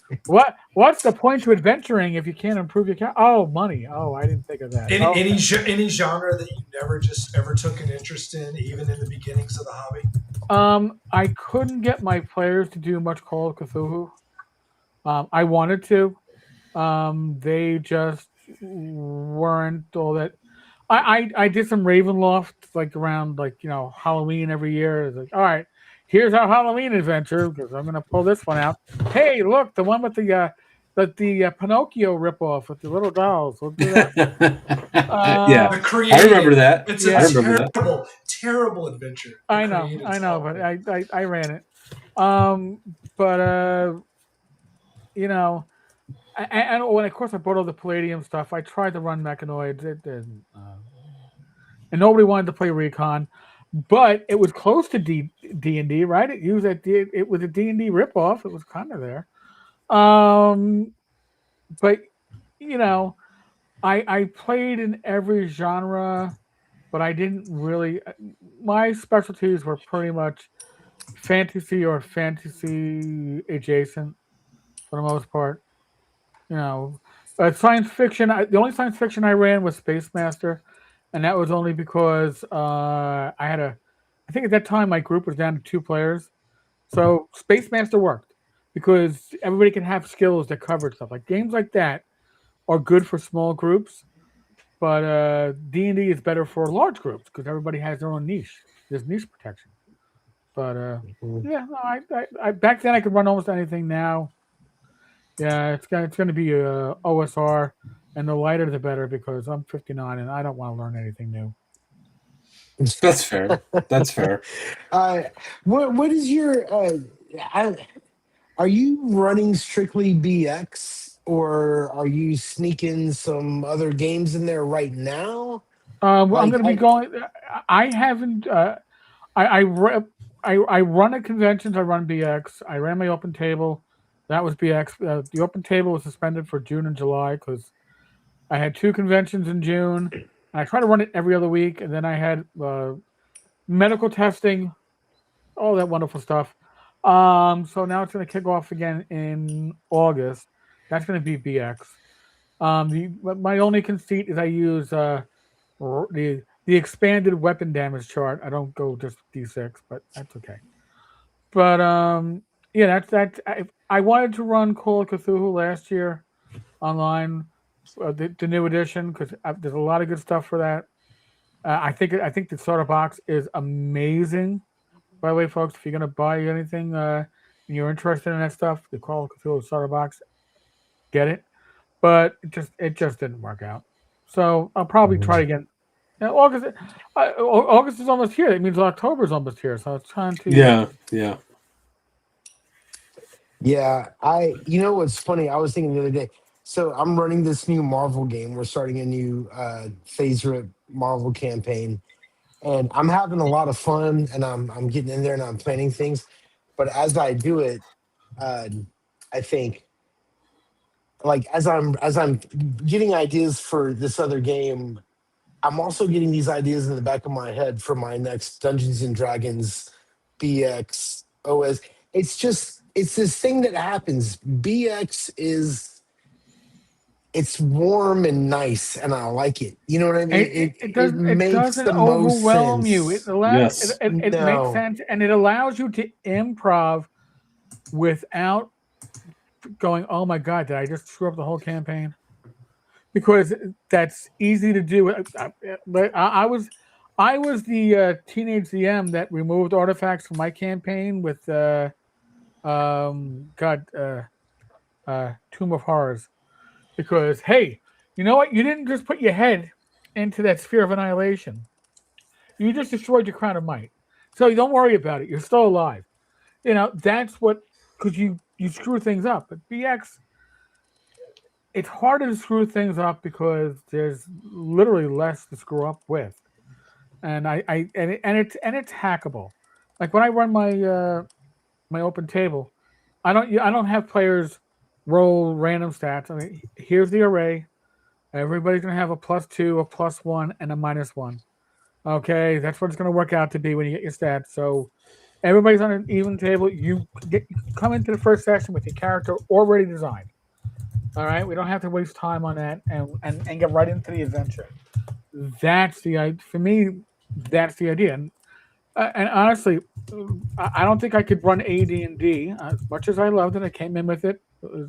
I can still win the trivia game, which is another reason why with my scripts I have the BX rules loaded up into Claude, so we can proof my scripts for any AD&D isms that come in, because they have come in when I start quoting rules because of where I came in on. But God help me. But I could not say, "Hey, we're playing Osric, and choose one of your 3 adventures for tonight," because I got to do a lot more prep when it comes to something like AD&D. But with BX, I am comfortable enough that if my players go off script, and let's be honest, most of your players do. Yeah. I don't care what edition you're running; your players are going to go off script. BX is much easier for me to wing it, to improv, to pull out, I don't know, an Inkbowl Designs random encounter card, which he did a great job with that stuff, and just pull out an immediate encounter that I can role play. I used to do that with my in-person groups. Like, oh, I'm DMing today. Yeah, I got my deck of Inkbowl Design. I have 1,000 Inkwell decks. Yeah, it's great. They're so awesome. So, yeah. by So the way, Joe is great, and I have his dice, his Dungeon Warfare they're dice. such good products.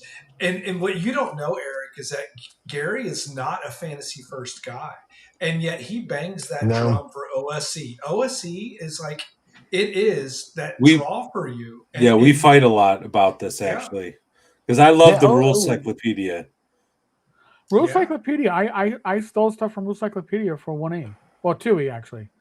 Like the whole weapon master game stuff. Is fun, yeah, that's better than brilliant. That's better than specialization. I like that better. Yeah, it's brilliant. But I think the Rule Cyclopedia is a mess, bro. I think it's a total mess. It's a beautiful mess. I think it's hard to read. Everywhere. I think the game inside is great, but Rule Cyclopedia is the only place where you can play a chaotic fighter that hits 9th level and can make henchmen out of goblins, orcs, and hobgoblins. You can literally play War Duke. Go fuck yourself. Rule Cyclopedia is the best. The game inside the Rule Cyclopedia is fun, but go fuck yourself. That thing was written for lawyers who don't mind reading a lot of bullshit and digging through stuff. Again, that's why I say OSE, right? I say, listen, I have OSE in my. It's always ready to go traveling with me because it's a great way to look up rules. And listen, I'm gonna go back to this. I'm gonna pull out my eyes are 59 years old. Go screw yourself, all right? If I'm gonna pull this up, I pull it up on a PDF. Yeah. Okay. Although I will say the box set, the pages aren't faded. The ink is sharp. I can read this, but my original stuff, man, that stuff is faded. No. OSE, if you're going, I'm not saying don't own the originals. I certainly think you should. Historical purposes at the very least. But Gavin did a great job, and I think that OSE is Labyrinth Lord for the time. It opened a lot of doors, but I second edition Labyrinth Lord kind of fell flat, and even before that, it was kind of stagnant. But I think Gavin did a great job, and I can't thank him enough. Eric, honestly. you had a video a few maybe it's about a year ago, and you talked about you mused about Shadow Dark and its role in the OSR as kind of like this moment of truth, and is it OSR, or is it the end of OSR, so forth. Now that some more time has passed, you've got Western Reaches on tap, and you've got all this movement. Yeah, so where do you see the OSR from a systemic standpoint if we know that WotC's not going to WotC's not going to give any credence to the Moldvay, Mincer era, the Holmesian designs. Right. How does a product like Shadow Dark does it beckon a new wave or era, or is it really just kind of the consummation of Shadow Dark is theoretically. I would call Shadow Dark. Bullshit. Oh, sorry, Jason. Okay. And I've met Kelsey a number of times. I've spoken with her. I've had her on her channel. I love Kelsey. She is the ambassador that you want for old school gaming. As a rule set, I think she did a great job with converting the core of 5e to something that is more old school accessible. And I think that a lot of players are going to go from OSE and probably Shadow Dark and go to OSE and go, wow, this is great too. But I don't think it would be OSR. I would consider things like Stars Without Number to be adjacent to the OSR, closer than Shadow Dark. DCC RPG is adjacent to the OSR. They have some of their roots into the OSR, but they're not in that inner circle. But they're very important because they allow players, whether they were rooted in 3E or 5E, to go, oh, wow, this is pretty cool, and there's more options available for me, because I mean, like Shadow Dark, I've played it a number of times. We've run sessions on the channel. I didn't run any of them. I was going to, but then how do you run the channel if you're running the session? It doesn't happen. But the thing with Shadow Dark is, much the way as DCC, I think they are great games. And we'll see when the Western Marches comes out. But they are, as written, they're great games for story arcs. They're great games for conventions.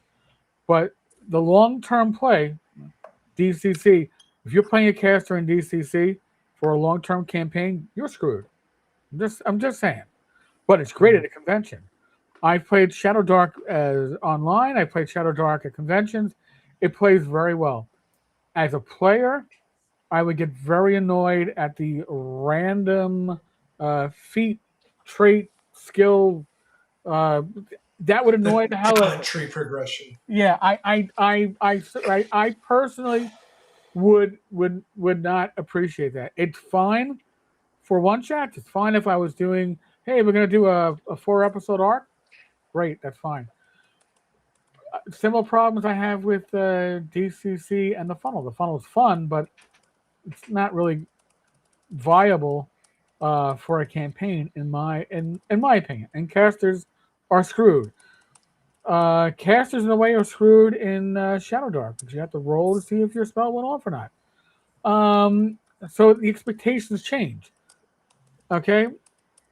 Do I think that, again, Kelsey is a great ambassador? She's legit. She is charismatic. She's paid her dues, and she was brought into gaming by Mishler, who, by the way, told her to basically seek me out, because if she wanted, I did not know that. That's awesome. Yeah. She told me that. I was like, really? Like, he spoke very highly of me, which God bless. But on my job, we would call something like that your rabbi. Who's the person that took care of you, brought you in, showed you the ropes, and really opened your eyes up.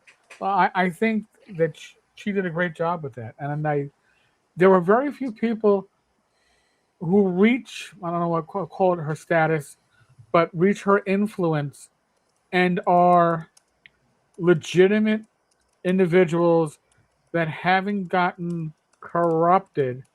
And some people will disagree with that. They have their own agendas, their personalities themselves. But Kelsey is she loves her community. She loves the people in it. I've got nothing bad to say about it. And I think Shadow Dark is a beautiful game. I would have to tweak it a lot to run a campaign in it. I'm not saying I couldn't run it, but It is so wild that her star is so personalized. She's become such a luminary in this Yes. because it's so rare to be able to attach an identity of a creator to a product. Greg is another example, right? I mean, because not only is he so prolific, but he is so much in love with what he does. His channel, by the way, is also just been rocking it. Chubby's He's been channel. doing very deep dives. You know, I will say myself, Joe the lawyer, we encourage Greg to put his feet into the pool because he has a lot to share. When we have these names, when we have, for I used the music metaphor earlier, and like having some rock stars it's just good for the business. And it's like we had Welch on a Glenn few Welch, weeks back, Yeah. and just the whole Mistara piece, because it's something that Gary and Matt and I've been kind of working through. And the more we can get these personalities out there, the personalities are every bit the same amount of draw as anything within the whole Darrington Press or the MCDM sphere. When we get these great creators and promote them and their products, but also be able to connect them to these lineages, like the Mishler connection with Kelsey, and say, yes, they are steeped. They are steeped in credibility. It's just something that the more we can promote that, I think it does keep the OSR torch really alive in a whole different way than just talking about systems. And again, I mean, the line isn't a solid line. It's a lot of gray space. How OSR is it? It's a gray zone, okay? And and that's fine. It's allowed to Agreed. be. Agreed. There's no purity test. The purity test is you enjoy the game. Yeah, Enjoy the game. I agree with that. I'm happy to hear you actually say that. Not that there was any doubt, but like purity tests, I think are a potential problem for people who are trying to build a name for their channel or whatever. So Right. like, but I agree. Like, what is the OSR? And yeah, I think that's great. I want to highlight something real quick, but then I have a couple questions for you. Advanced Fantasy Games. It's bedtime for this guy. Congrats on a great show. Happy birthday, Eric. Good to see everyone gathering tonight. All the best. Hey, thanks, man. Good to see you. Thanks for being here. I guess with where was I going with the purity test issue? Well, I guess it doesn't matter. Where do you see? Do you have like a prediction for the OSR? Like, do you? We've seen stages, right? Like the OSR showed up. We're gonna like do Osric. We're gonna do Labyrinth Word. We're gonna do this, and then Lamentation showed up. We're gonna start changing things, and now we're in another phase that I think is starting to peter out, where people are like focusing on genre. Do you have a prediction on where the OSR is going? A prediction. I think it's going to go strong. I think it's going to keep growing. I think that the love for older rule sets cleaned up for modern sensibilities. And when I say modern sensibilities, meaning not reading like Gygaxian prose. I'm just going to throw that out there. I think it's going to go strong. By the way, see, I saw before Emperor's Choice that M. Cho jumped in. Those are the Arduin guys. Oh yeah. So always good to see them. I got to play test. There, guys. Yeah, they've been on our stream. Yeah. Arduin, Bloody Arduin at CNY, so that was fun. But I think, you know what? When I go to North Texas, I see a lot of younger. When I say younger, not my generation players in old school games. And not just talking OSR, but Boot Hill or whatever else is out there, and that's huge. Yeah, I think that's very important because again, it was my birthday yesterday. I'm 59. I am not the luminaries that are getting older and will. If you can get a chance to go to a convention, and you can see Dennis Astaire or Alan Hammock or Frank or any of them. Steve Winter, Merle Rasmussen. I mean, take your opportunities because at some point your luminary is going to be people like me, and I'm not tooting my own horn when I say that, but that generation is going to happen. Nobody's getting any younger, and if you have, and by the way, if you have heroes, understand that all your heroes are imperfect. Just I've only my only humana moment. Okay, and we've all had a humana moment. Oh, I have twice, but anyway. Well, really? Your humana moment's gonna happen. Try to keep it to one, okay? Because if they are a legitimate if they aren't full of themselves, the individual in question will tell that humana moment to others because it's amusing, and they will recount it to you because it's amusing. So that's all I'll say on that. But you know, meet those that influenced your gaming, and in some cases that maybe it's Greg Christopher that influenced your gaming. All right, maybe it's Professor DM. Maybe it's Kelsey. But get a chance to meet them. I don't go to conventions to game. I go to conventions to meet people and to see people in the community and get to put a face to people. Thank you, Dan. I almost missed it, but thank you. But yeah, getting to meet Dan. I mean, or as my wife put it, getting to game with Dan because he gamed in my one of my sessions at CNY, and she was like, "My God, I love playing with Dan. He's awesome." So there you go. You won my wife over. But you know, I can game online. I can game if I really wanted to anywhere, but I can't meet people anywhere. It's the reason why I do two live streams a week. My Saturday night with my wife is to basically just hang out with people. We call it Gamers House, and we do talk about health stuff, but mostly it's to connect with people, and that to me is what this community is about. And there are some people who go, "No, it's not a community," and I do that voice only because the person's a bit of a ass. But in any case, the OSR certainly is a community if you want to be a part of it. And if you don't want to be a part of it, then don't be. But I'm very happy to be part of this community. I'm very privileged, and I'm very happy. Well, when I discovered the OSR, Christ, like 6-7 years ago, your YouTube channel was one of the first ones I started listening to. So, you are, godfather of the OSR as far as I'm concerned, or at least a valuable member of this. I am one of the. Oh God! Almost a decade ago, Matt Finch was like, "You're the what is the name of the Damien? I don't know, some Japanese warlord or some shit like that." The daimyo? Yeah, the daimyo. I was like, no, because anybody who wears the hat of leadership in this community. Oh, well, we could totally have an entire stream dedicated to that stuff. Yes, but I listen. I am certainly a flag holder.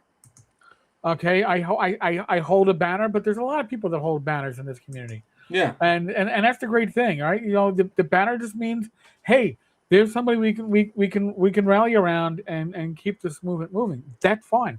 There should be more people like that. I really do believe that.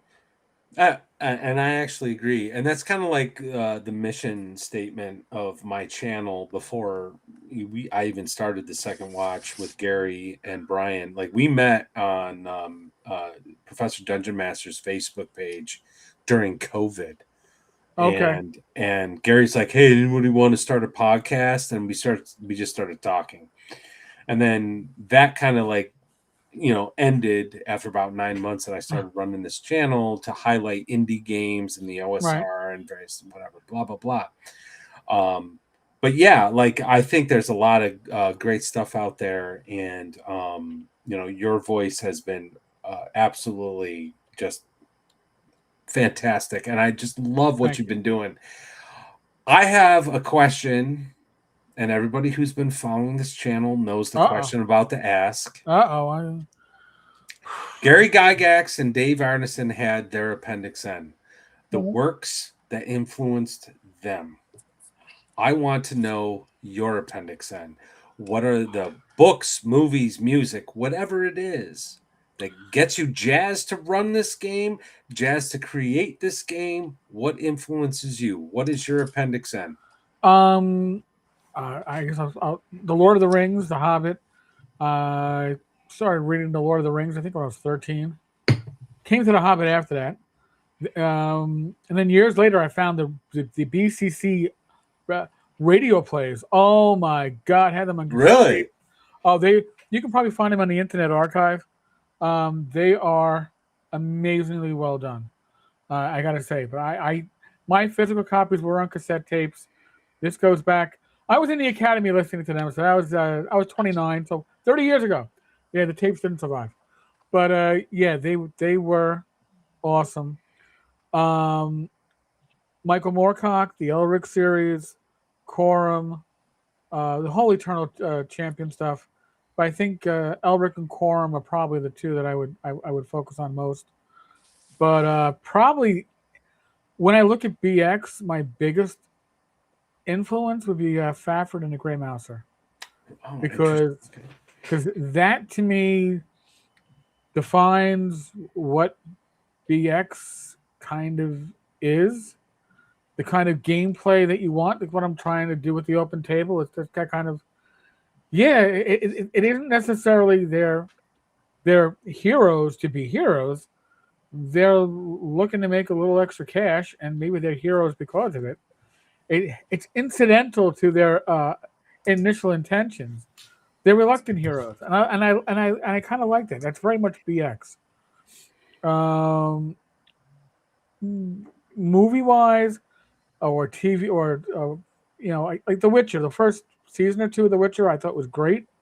And everybody who hates the Bard, I thought he was great. I thought he would added a little extra dimension to it. And yes, I'm one of those assholes who like to play bards in 2E given the opportunity. Just saying. I actually here's a little secret, folks, that many of you might not know. The last issue of Knoxville, I believe, was issue 6, published in 2011. How do I know that? Because I gave away copies at my little bachelor party of like 5-6 people. And why did I give away copies? It was my first published work. And what was it? A Bard class. And what did it do? Bard class for Swords and Wizardry. And what did it do?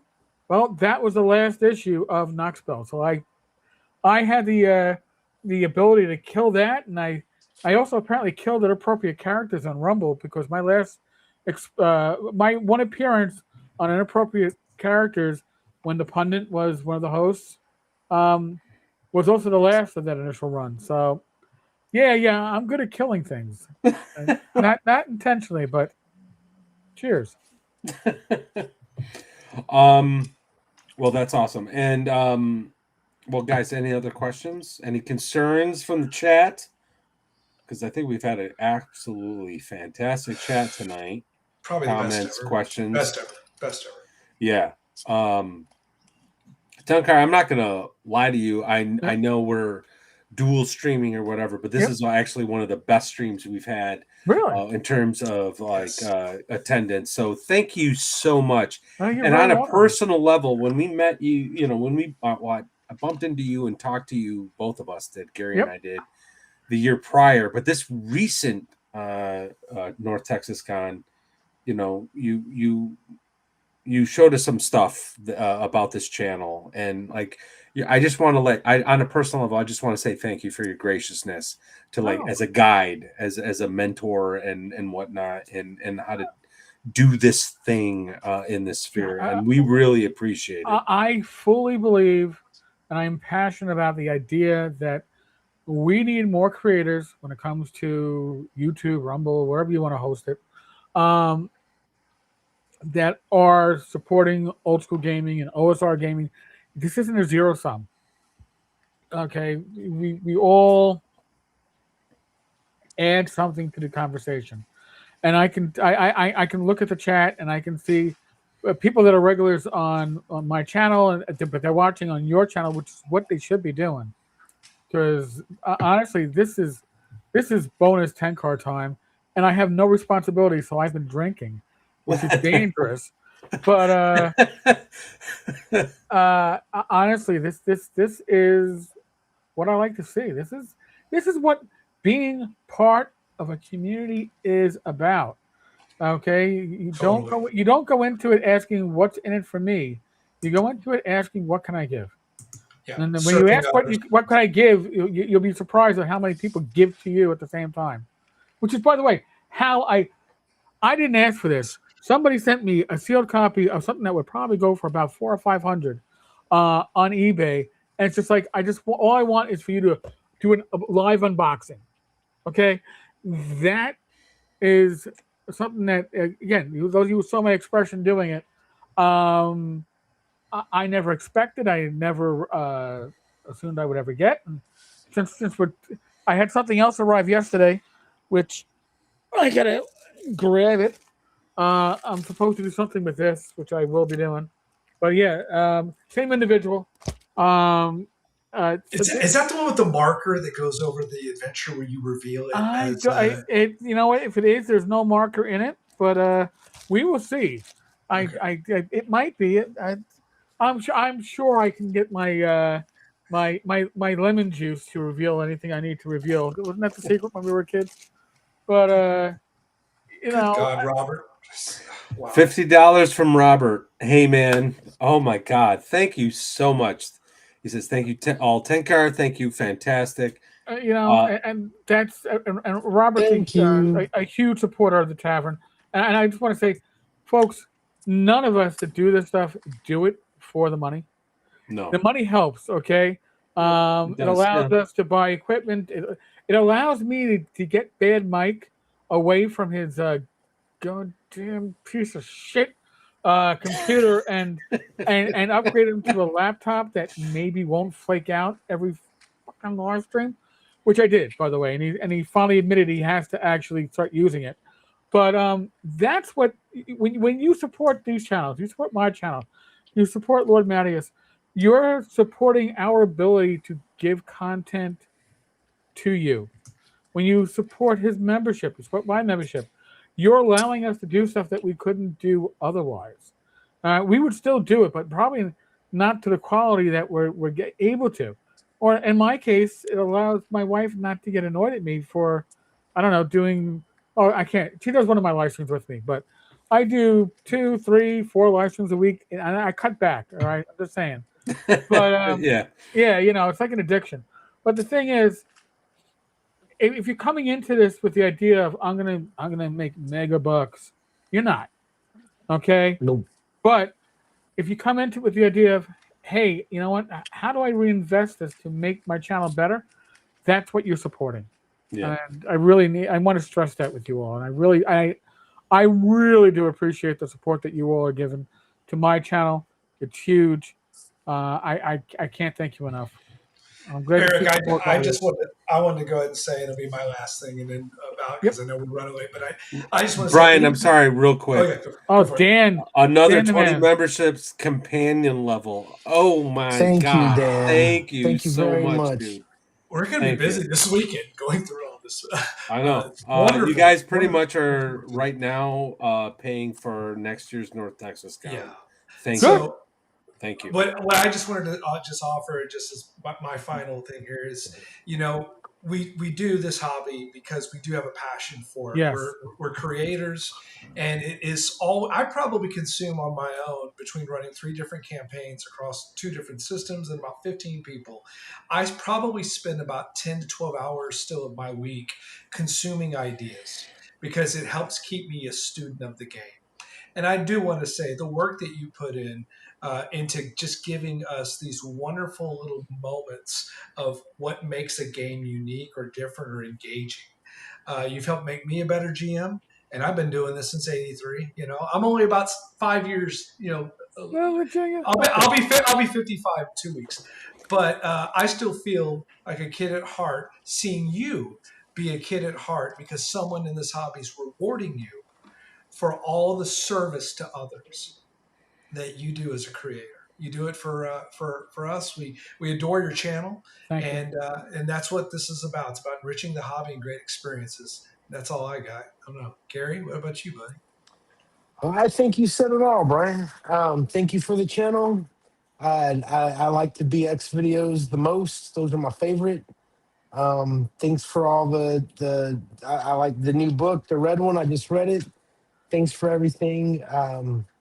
Yeah, I don't know what else to say. Brian said it all. So thank I am you. humbled, and I am probably intox, but that's okay.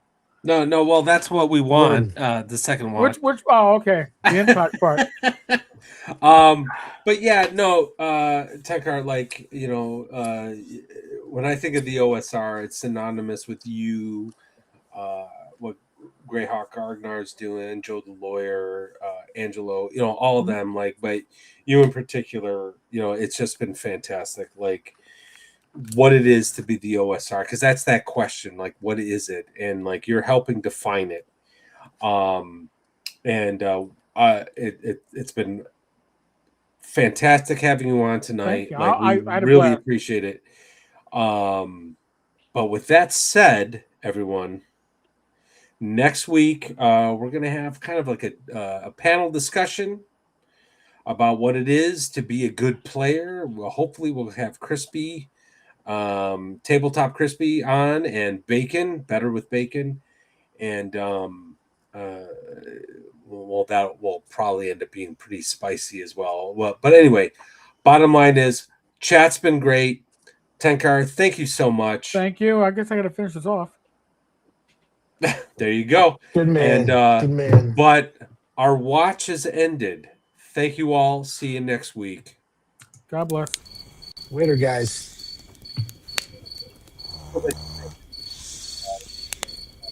Y'all heard.